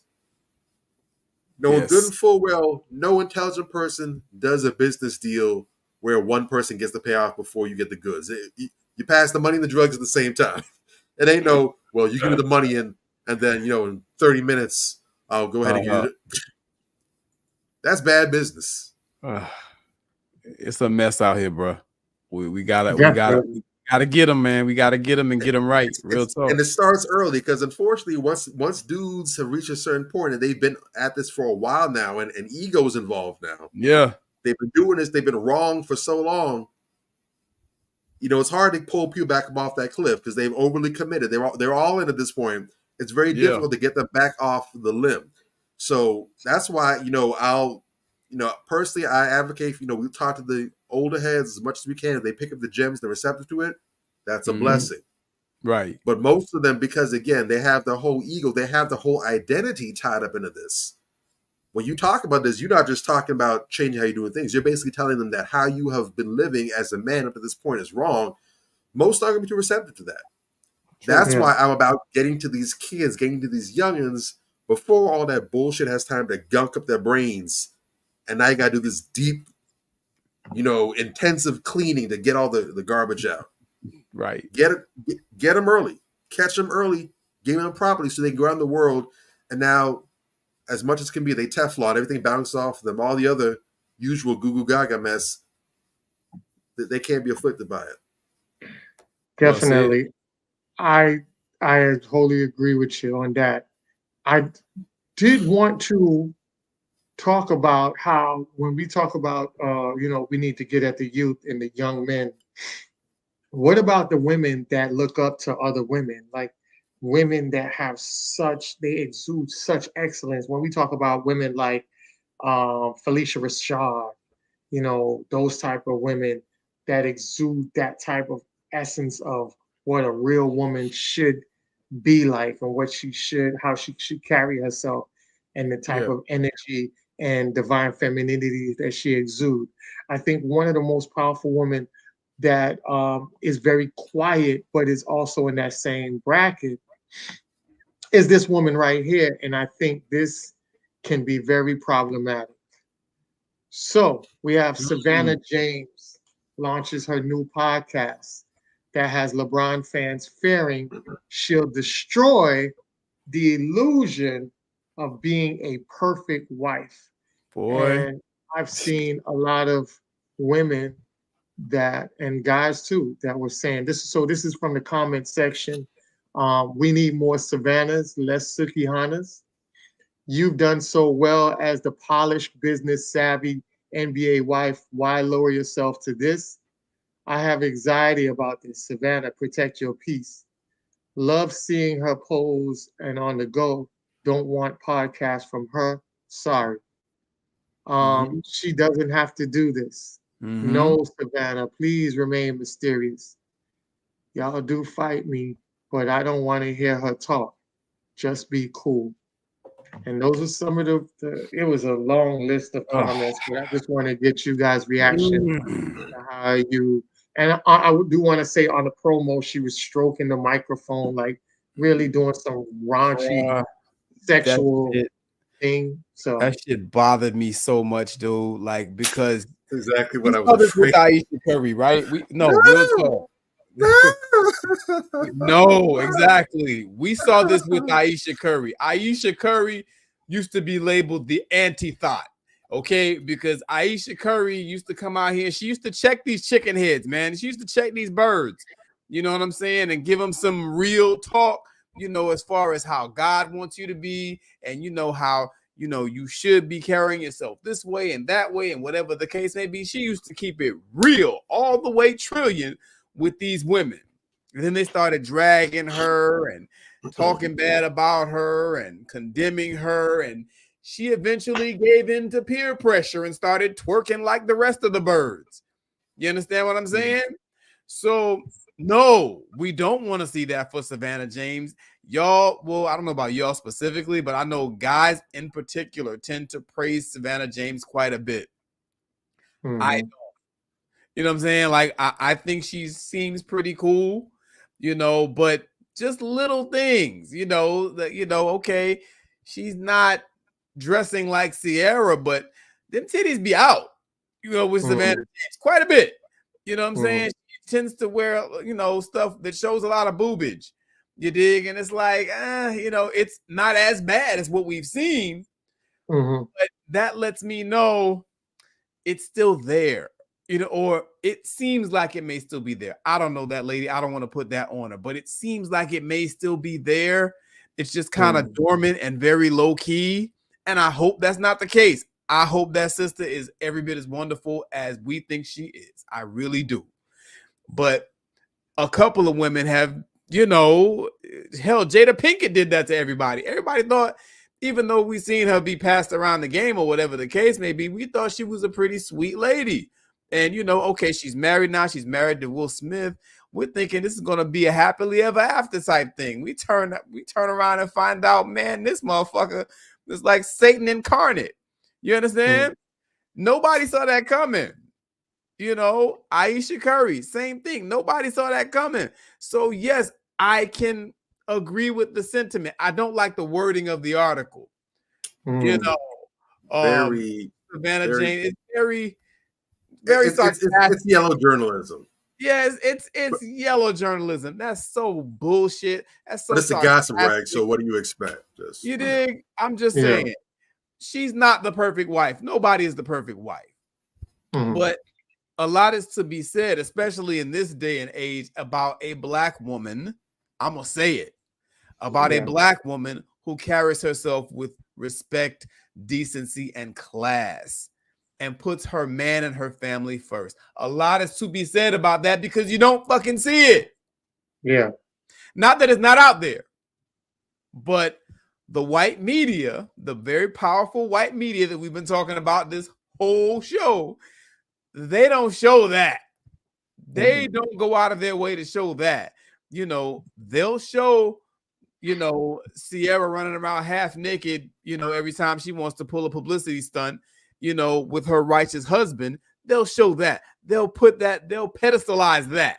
And if you say anything about her, oh, you're toxic and you're a hater and you're this and you're that, they'll promote the hell out of that because it doesn't make her look good. It doesn't make them look good. It doesn't make us look good as a people.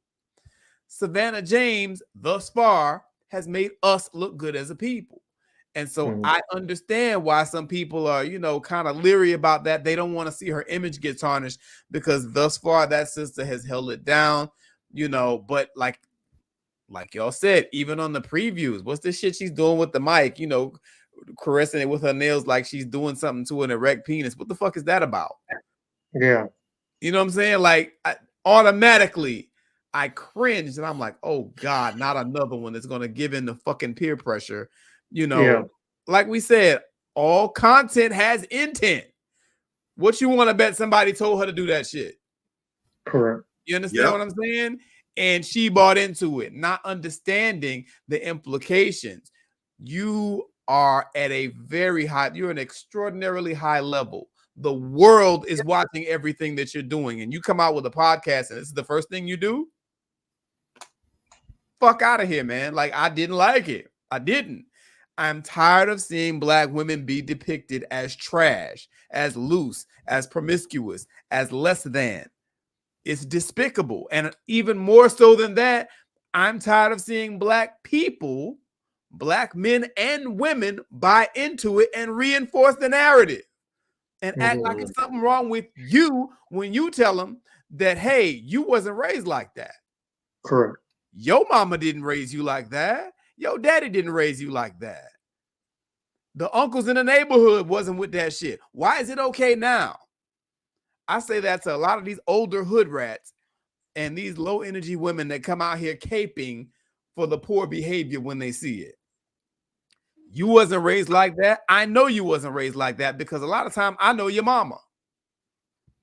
And if you came outside wearing some shit like that, they would have whooped your ass. Told you get your ass back in the house and put some clothes on. Or whatever else. If you out here twerking while you're pregnant, you know, or whatever the case may be, or displaying whatever degenerate behavior. We did not grow up like that.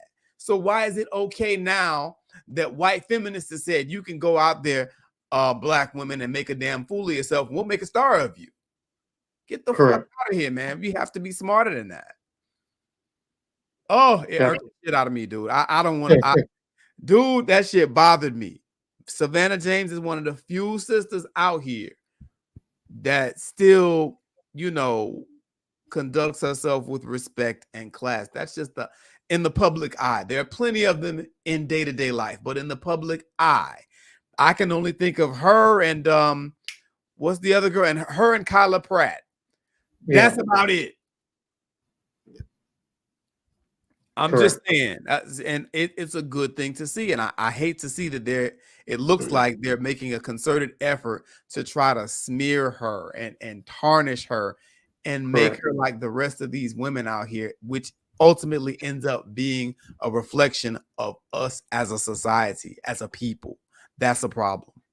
Correct. Drake? First off, I was very pleased to see in those screenshots that you shared that there were actually a considerable number of women who shared that sentiment. That gave me a sense of hope. Real talk. I think they were trying to get it, and not just that, but if you notice, they had a lot of likes, a lot of positive responses to those comments as well too. That made me feel very good. But again, just to check and to rebuke that cheap BS headline for that article. Garbage. This has nothing to do with trying to silence women. This has nothing whatsoever to do with trying to say women should be seen and not heard. It's got nothing to do with that. It's recognizing the fact that this internet space and this current societal climate is very hostile to positive womanhood and femininity. It is toxic. It is cancerous. It's viral towards it. Unfortunately, the reality is when it comes to men and women in the podcasting space specifically, there's a difference between the content that people will tune into men to see and hear and the content that people tune into women to see and hear. And it shouldn't be this way, but yet it is. In most cases, a lot of regular everyday conversational pieces, they will tune in to see men talking about before they tune in to see women talking about it. Now, that's not to say that women don't have great insights. That's not to say that women don't have a great perspective and take on things. Usually that's best displayed when there's like a blend, when it's like a mixed cast. You have a male host, a female host, or you have a few men and women, or you have a few women and some men, they're mixed up. But when it's women only, the podcast, and I've seen the ones that are jumping that have huge support, the ones that have lots of feedback, interaction on the pages, unfortunately, it tends to be the podcast from women that have garbage content. The ones that are basically selling sex on audio, they're talking about all kind of raunchy, degenerate stuff, or there's a sex base to it. I don't see a huge following for the podcast for women that are talking about health and wellness. That are talking about economics of business. There's not a lot of those anyways to begin with. They have some that are geared more towards gardening or fitness. I see there's some support for that. But even then, for the most part, the ones that are doing well are the ones where the women are, whether trying to be seductive or not, there's a little eye candy popping. And this is from both the men and the women. It's not like the men are checked out or whatever, but a lot of the women, they don't come for that either. Yeah. There's got a lot of women that basically play gay, or they try to low key be on some, dyking vibes, and they come looking for the same thing some of the guys are coming looking for. Yeah. That doesn't get talked about much at all. But the issue is when you have a person who may not necessarily be like that, or even if she has a little bit of that in her. Because the reality is there's no such thing as a good girl. That's the reality. Every woman has a bad girl in her. Now, what it's going to take to get her to come out or to get comfortable out of that show varies. Some people, it takes no effort whatsoever. They're always in that mode. Some need more security. And truth be told, if your husband should be able to get that out of you, that should be a thing that you have for your man on tap, where he's able to get that from you on demand. It should be that way. But there is no such thing as a good girl. And unfortunately, the internet is very good at drawing that bad girl out of women in those circles. And I know for a fact, because this isn't two people that got some mics and headphones and said, "Hey, let's do a podcast." Savannah got money. If they're gonna do this, there's gonna be a production team in place. They're gonna have quality equipment, and everything. This is gonna be a legitimate production that's being put on. And when your producer comes and says, "Hey, Savannah, we need to do something, to really get a buzz. We really want people to get them talking because, there's been a lot of tension because, you're LeBron's wife. But what about you, Savannah? Who are you? We need you to do something that's going to get the attention off of LeBron and get it on you. How about you play with this microphone like it's a penis?" Pause. Forward to me. No Diddy. Real talk. I can almost come back and say, that's how it happened. Yeah. The first episode, wow, Savannah, that was really great. We knocked them dead. But, if you look at the comments, a lot of them said they really liked what you were doing with the microphone. Maybe we should do a little bit more next time. And that's how they build, because, again, it's easy to do this in an isolated environment, right? Because when we talk about things like recording, doing things for an audience versus doing it from like a laptop or a computer, whatever, it's very easy to get almost like an isolated effect, right? So you may be comfortable, for example, doing something like that on a microphone if it's just you, a couple close friends, and a camera. But you're more than likely not going to go into an auditorium full of people, eyes directly on you, and feel comfortable doing the same thing. Because it's an immediate response. You can see the audience can see you. And it's that whole, if you're a performer, if you're an actor, or if you're a musician, whatever, then you understand or performer, you understand that difference between the live audience effect versus the closed studio effect. A lot of actors will tell you that they like doing Broadway because they like that direct interaction with the audience, whatever. So there's a difference between how you feel doing certain things at a microphone and a camera with a limited cast versus open exposure. But it's still the same impact. You do it for a camera where it's just you and 500 people are watching you versus you being in a room with 500 people. 500 people are still watching you. But there's some things you're more comfortable doing because it's just you and the camera than you and the live audience. And that's the problem. It's easy to trip over that line. So you got to be very careful with that. And so it's going to be very easy for someone like Savannah to be manipulated to go for that kind of thing where, they're pushing you to do more, to say certain things, or to be more relaxed than you should because you're doing it for company. Definitely. You said a mouthful on that one. Trust me. I don't want her image to be tarnished. We don't have a lot of them in the public light like that. And hers is pretty big up there. Not too far away from what's her name? I just said her name. Felicia Rashad. You got the limelight of her being up there, even though she doesn't do any roles like Felicia Rashad. She hasn't had any iconic thing, but that's the way she presents herself to stay out of the norm of the BS publicity and stuff like that. The way she carries herself, she's been dressing for the most part, just not raunchy and just carrying herself like a mother and a wife. and a role model for a lot of women. And it's very impactful because just like you said with the screenshots earlier, you're seeing a lot of support from the women, and the women are seeing her in that light as well, which makes it even more powerful. So I definitely hope that this podcast does not go that way. If they, I'm praying that it's something that they sensationalize to bring in the people, and then they just flip it on them and do something totally different. That's what I'm hoping for. But you already know how when people control big platforms like that, there's always an agenda. There's always people in the room, like Bobby said, showing and shoving you in one direction, and half the time that's not the direction you want to go in.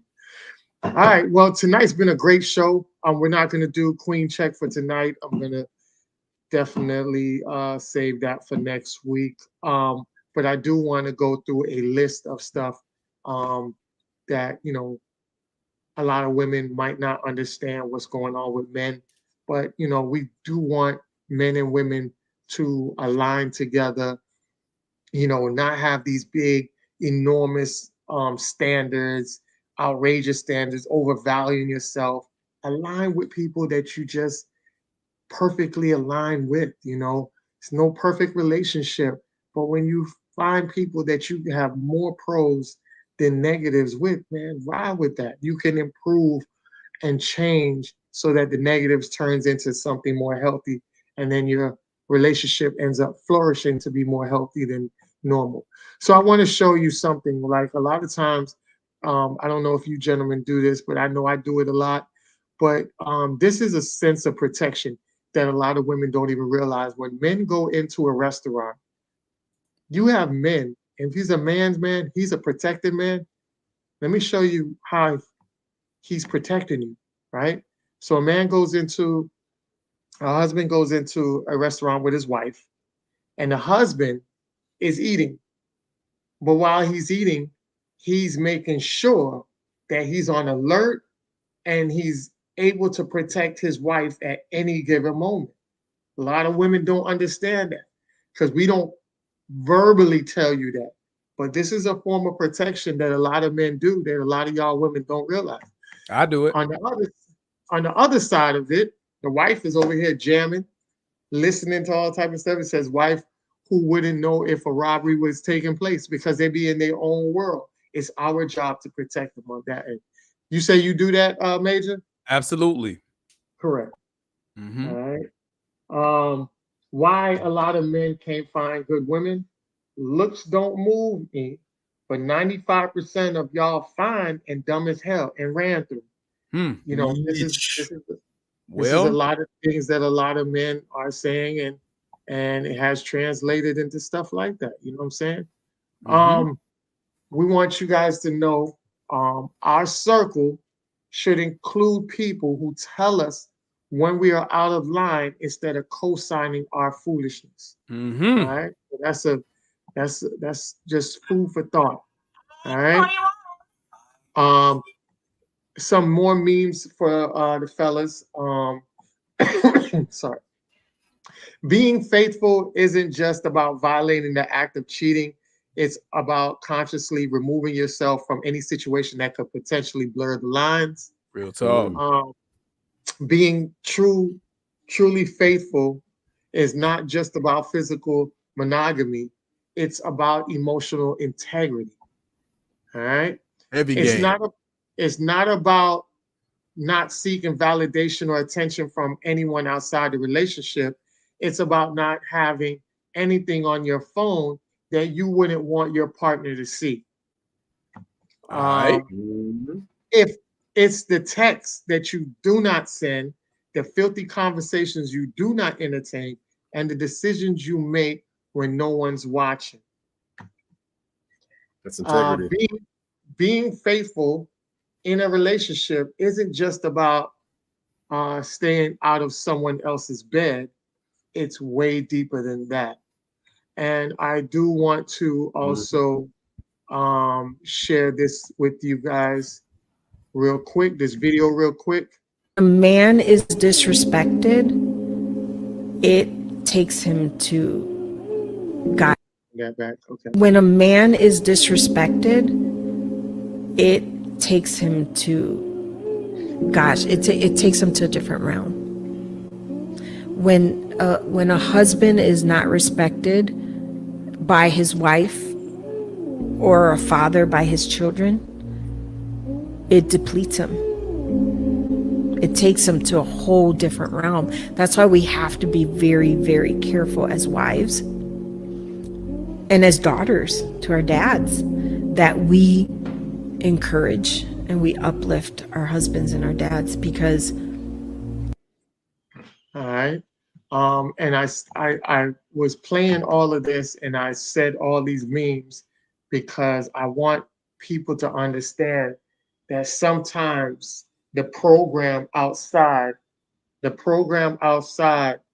of everything is, it's out there, the illusion, everything on social media will sit back and make you think that the grass is greener and the grass is pretty good at your own house. You're just following the false illusion that the grass is greener, and you will give up a good man to search and follow other women that will lead you outside into a whole landfill of trash. And remember, 80% of the divorces are caused by women. And that does not mean that the men are cheating or being very violent to them. You have a lot of reasons, knucklehead reasons, that women will give away all of that to go somewhere else. And I'm saying all of this to show you this, and then I'll let you guys speak on it, and then you guys can basically take us out with it as well. All right. And this is what I'm talking about. So Tia Mowry and ex-husband Corey Hardwick working things out 1 year after divorce as she tries to earn his trust back. But she had to throw that in there.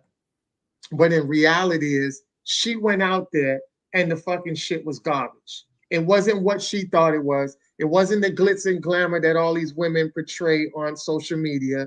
She went out there and saw the dating pool was shit. And she's now regretting it, but she has to come back and say, oh, if I can trust him again. No, because if you didn't trust him, then you wouldn't have came back if outside was so good. You knew that you had a good man because what you saw outside had no validity or weight to what you had for the last 14 years or so that you were with this man, and the children and the whole nucleus family that you pretty much parted away from to go out there and find out that it ain't nothing out there even worth even looking at, much less to connect with and start a new life with. So I just want that women out there that's looking, that say, hey, you can mess up, but sometimes you'll mess up and might not get the chance to come back. She's just lucky that he's allowing her to circle that block back and get back together. And I land my plane on that. Yeah. I mean, who didn't see that coming? Where was Tia Mowry going? Who the hell is checking for Tia Mowry? Show me. Dude, stop. You know what I'm saying? And that it's an excellent lesson for a lot of these women, because they are chasing that grass is greener on the other side myth, right? We all saw it. She was a running joke for half of that 12 months that she's been away from this guy, for 6 months, and we just stopped making fun of her because it got boring. You know what I'm saying? Nobody thought that she was going to go out there and catch better. How? You understand? So it's sad though, you know, because that takes a toll on the children first and foremost. You know, it's going to take a toll on her. It's going to take a toll on him. It was just unnecessary and stupid, you know, and it ties in great with tonight's topic, because that overvaluation, you know, of yourself, she thinks she's just the greatest thing since sliced bread. And I'm not saying she's a bad person, whatever the case may be, but, you know, You good, ma. Like, what's the problem? You know, she said clearly the man never did anything. You know, he never cheated. He never disrespected her. I mean, I've had debates with people online where they just made up shit.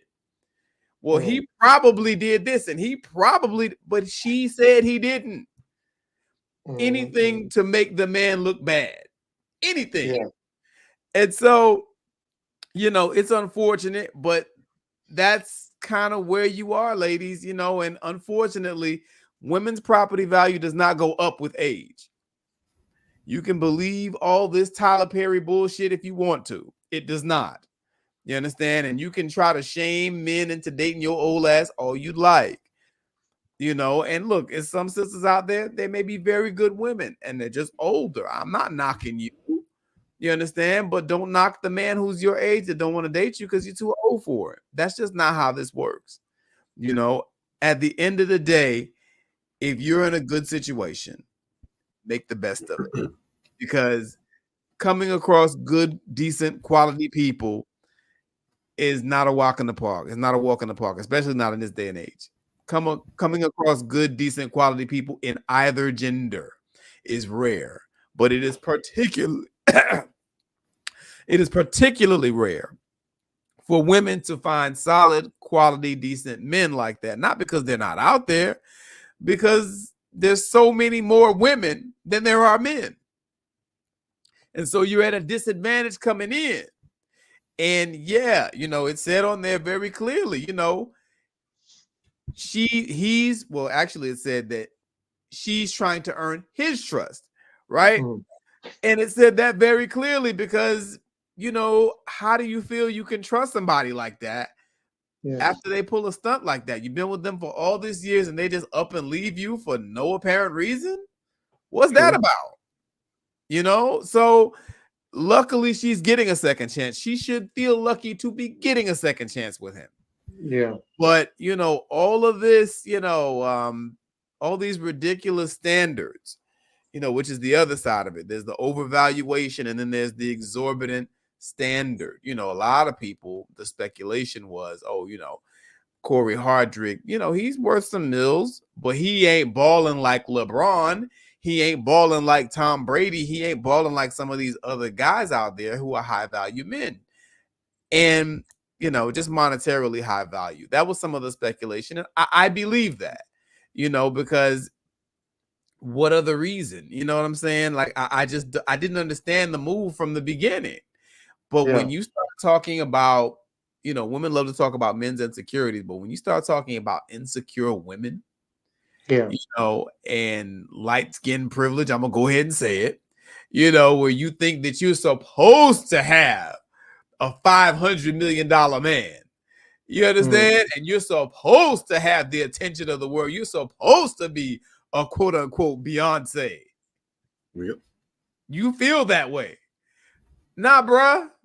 And the world has a very cold way of showing you exactly what it is and what your value is, what your sexual marketplace value is. And it wasn't very high. It just is what it is.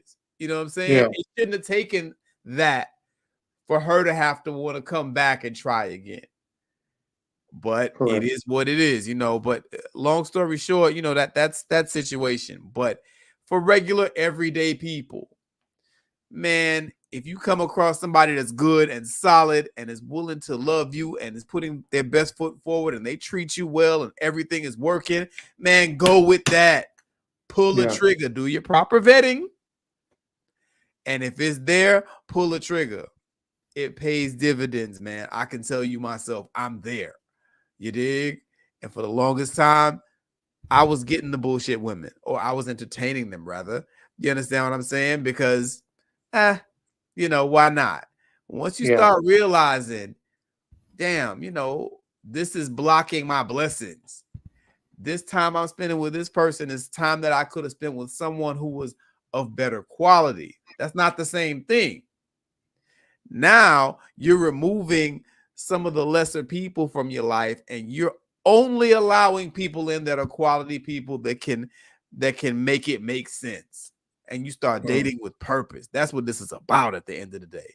You date Yeah. with purpose, and you lead with that, and you're deliberate about that, and you set the example, and you go out there, and you know, in good faith, you will attract what you are. Now you're cooking with hot grease. You dig? And you're not worried about the next person. There's always going to be a more beautiful woman. There's always going to be a more wealthy man.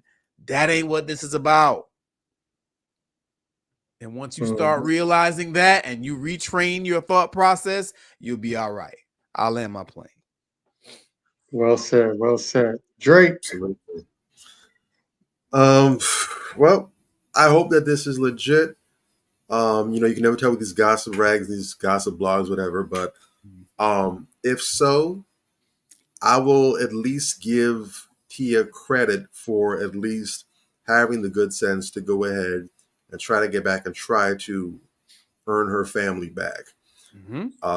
Because unfortunately, in most cases, you'll have women who make moves like this, and because of their ego, they'll say, you know what, I messed up.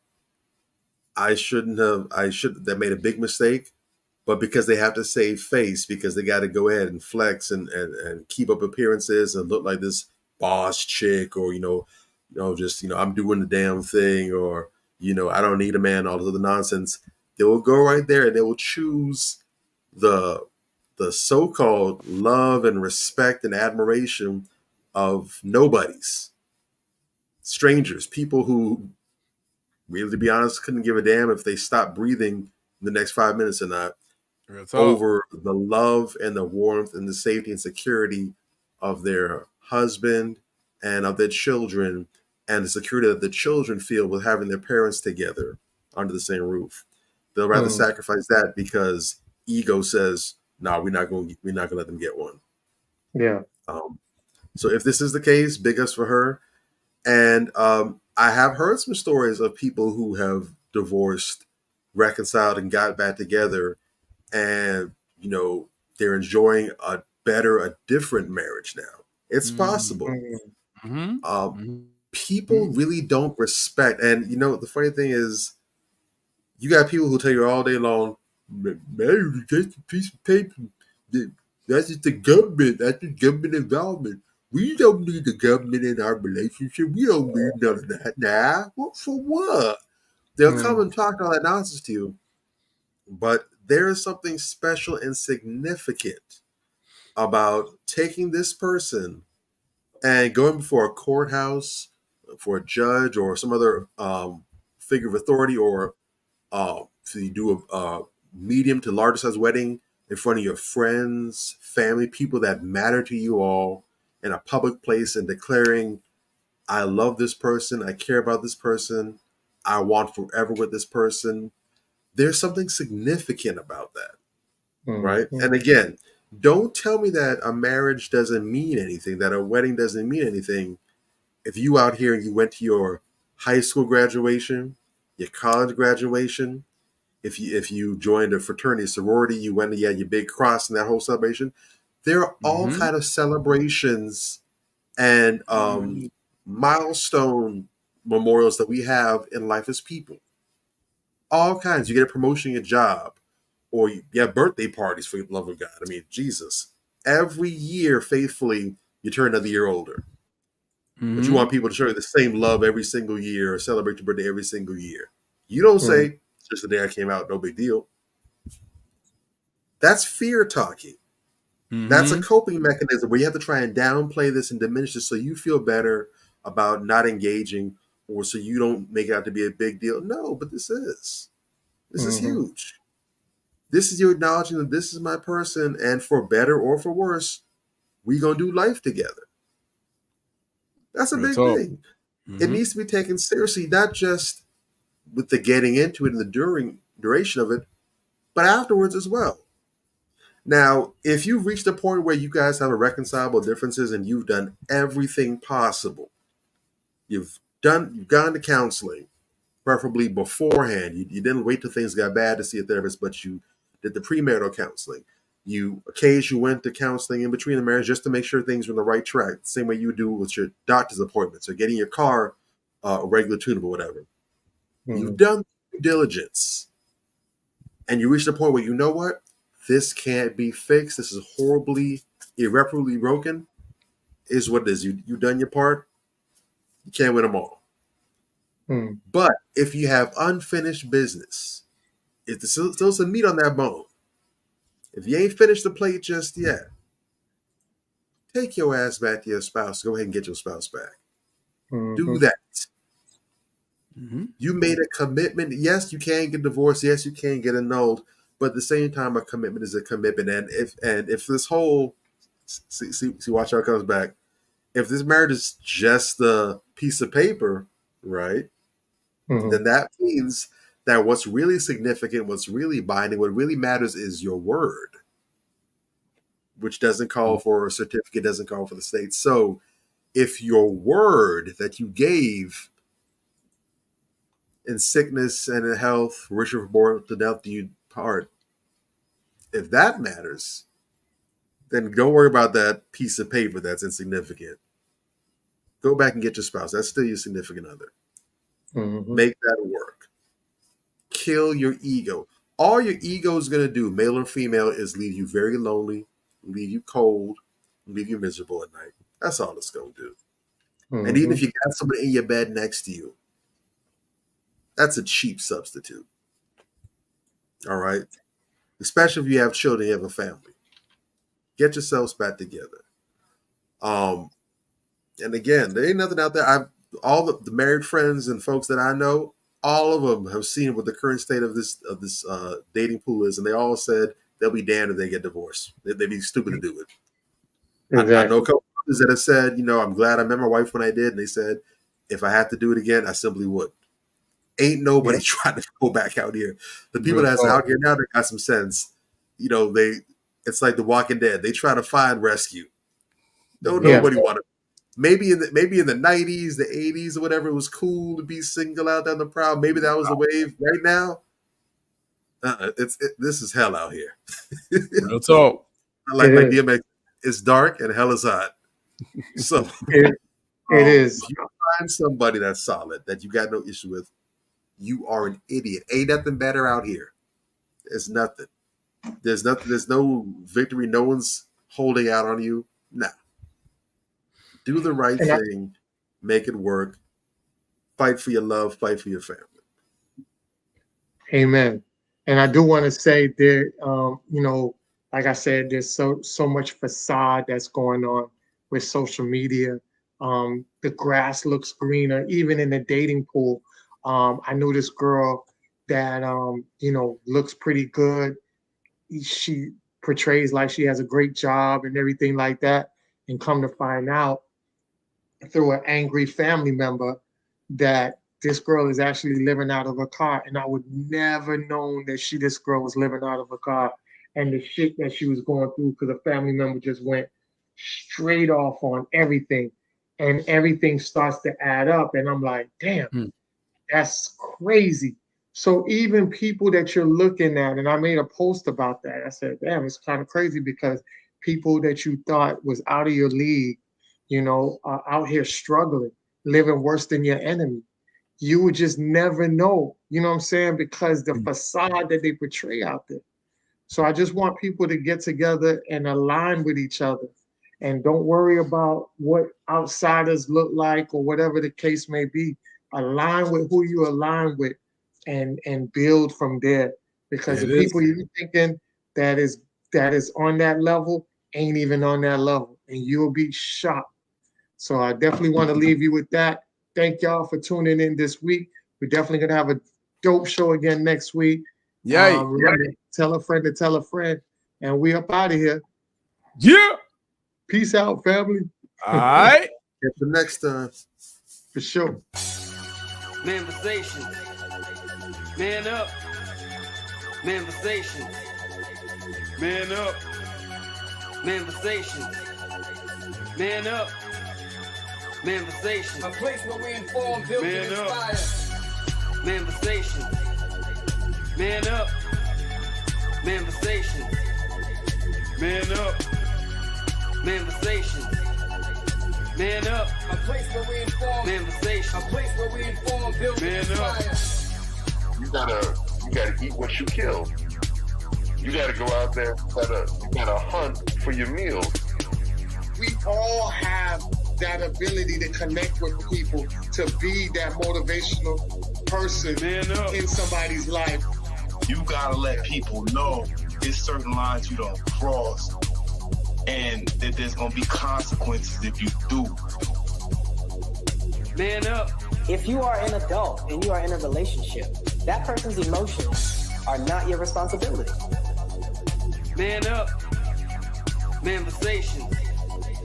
Man up. Manifestations. Man up. Manifestations. A place where we inform, build, and inspire. The devil, during slavery, destroyed the masculinity or manhood of the so-called Negro. No man. No man. Right now you got to be trained all over again to be a man.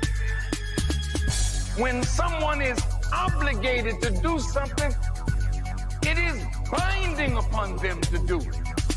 And failure to do it causes reaction. Man up. Position make you rich? I don't have that type of richness. My richness is life forever. If that people knew that glorious pop, if that people knew that glorious pop, if that people knew that glorious pop, then they would be more inclined to respect themselves. I'm not saying I'm going to rule the world or I'm going to change the world, but I guarantee that I will spark the brain that will change the world. And that's our job, is to spark somebody else watching us. A place where we inform, build, and inspire. Manifestations. Man up. Manifestations. Man up. Manifestations. Man up. A place where we inform. Manifestations. A place where we inform, build, and inspire. You want to tell me about yourself? Go get your friends. I'll tell you who you are based on who your friends are. Don't just live and die. That's an ugly existence. Make your life matter. Make your life count. Live a life where people can actually mourn you for the things you left behind, not just because you were around and existed. We need strong black nuclear family. Yes. Yes. That's what it is. Mother, father, son, daughter, all in the same house with a focus on the family unit as a whole. We had Tulsa, Atlanta, New Jersey, Detroit. We had Rosewood. We had Black Wall Streets all over. The Republicans aren't for us, but the Democrats aren't for us either. And we should have no alliance to any political party. We only have alliance to what is in our own best interest. A place where we inform, build, and inspire. Manifestations. Man up. Manifestations. Man up. Manifestations. Man up. A place where we inform. Manifestations. A place where we inform, build, and inspire. At the end of the day, as men in the community, we must stand together and be counted, because people look to us for guidance, leadership, and protection. And if we are not about that business, we are not on our job. Here we have grown-ass man conversations in the spirit of that purpose. Anthony Malcolm, Bobby Drake, Major Gage. We are. This is Manifestations 2020. Manifestations. Man up. Manifestations. A place where we inform, build, and inspire.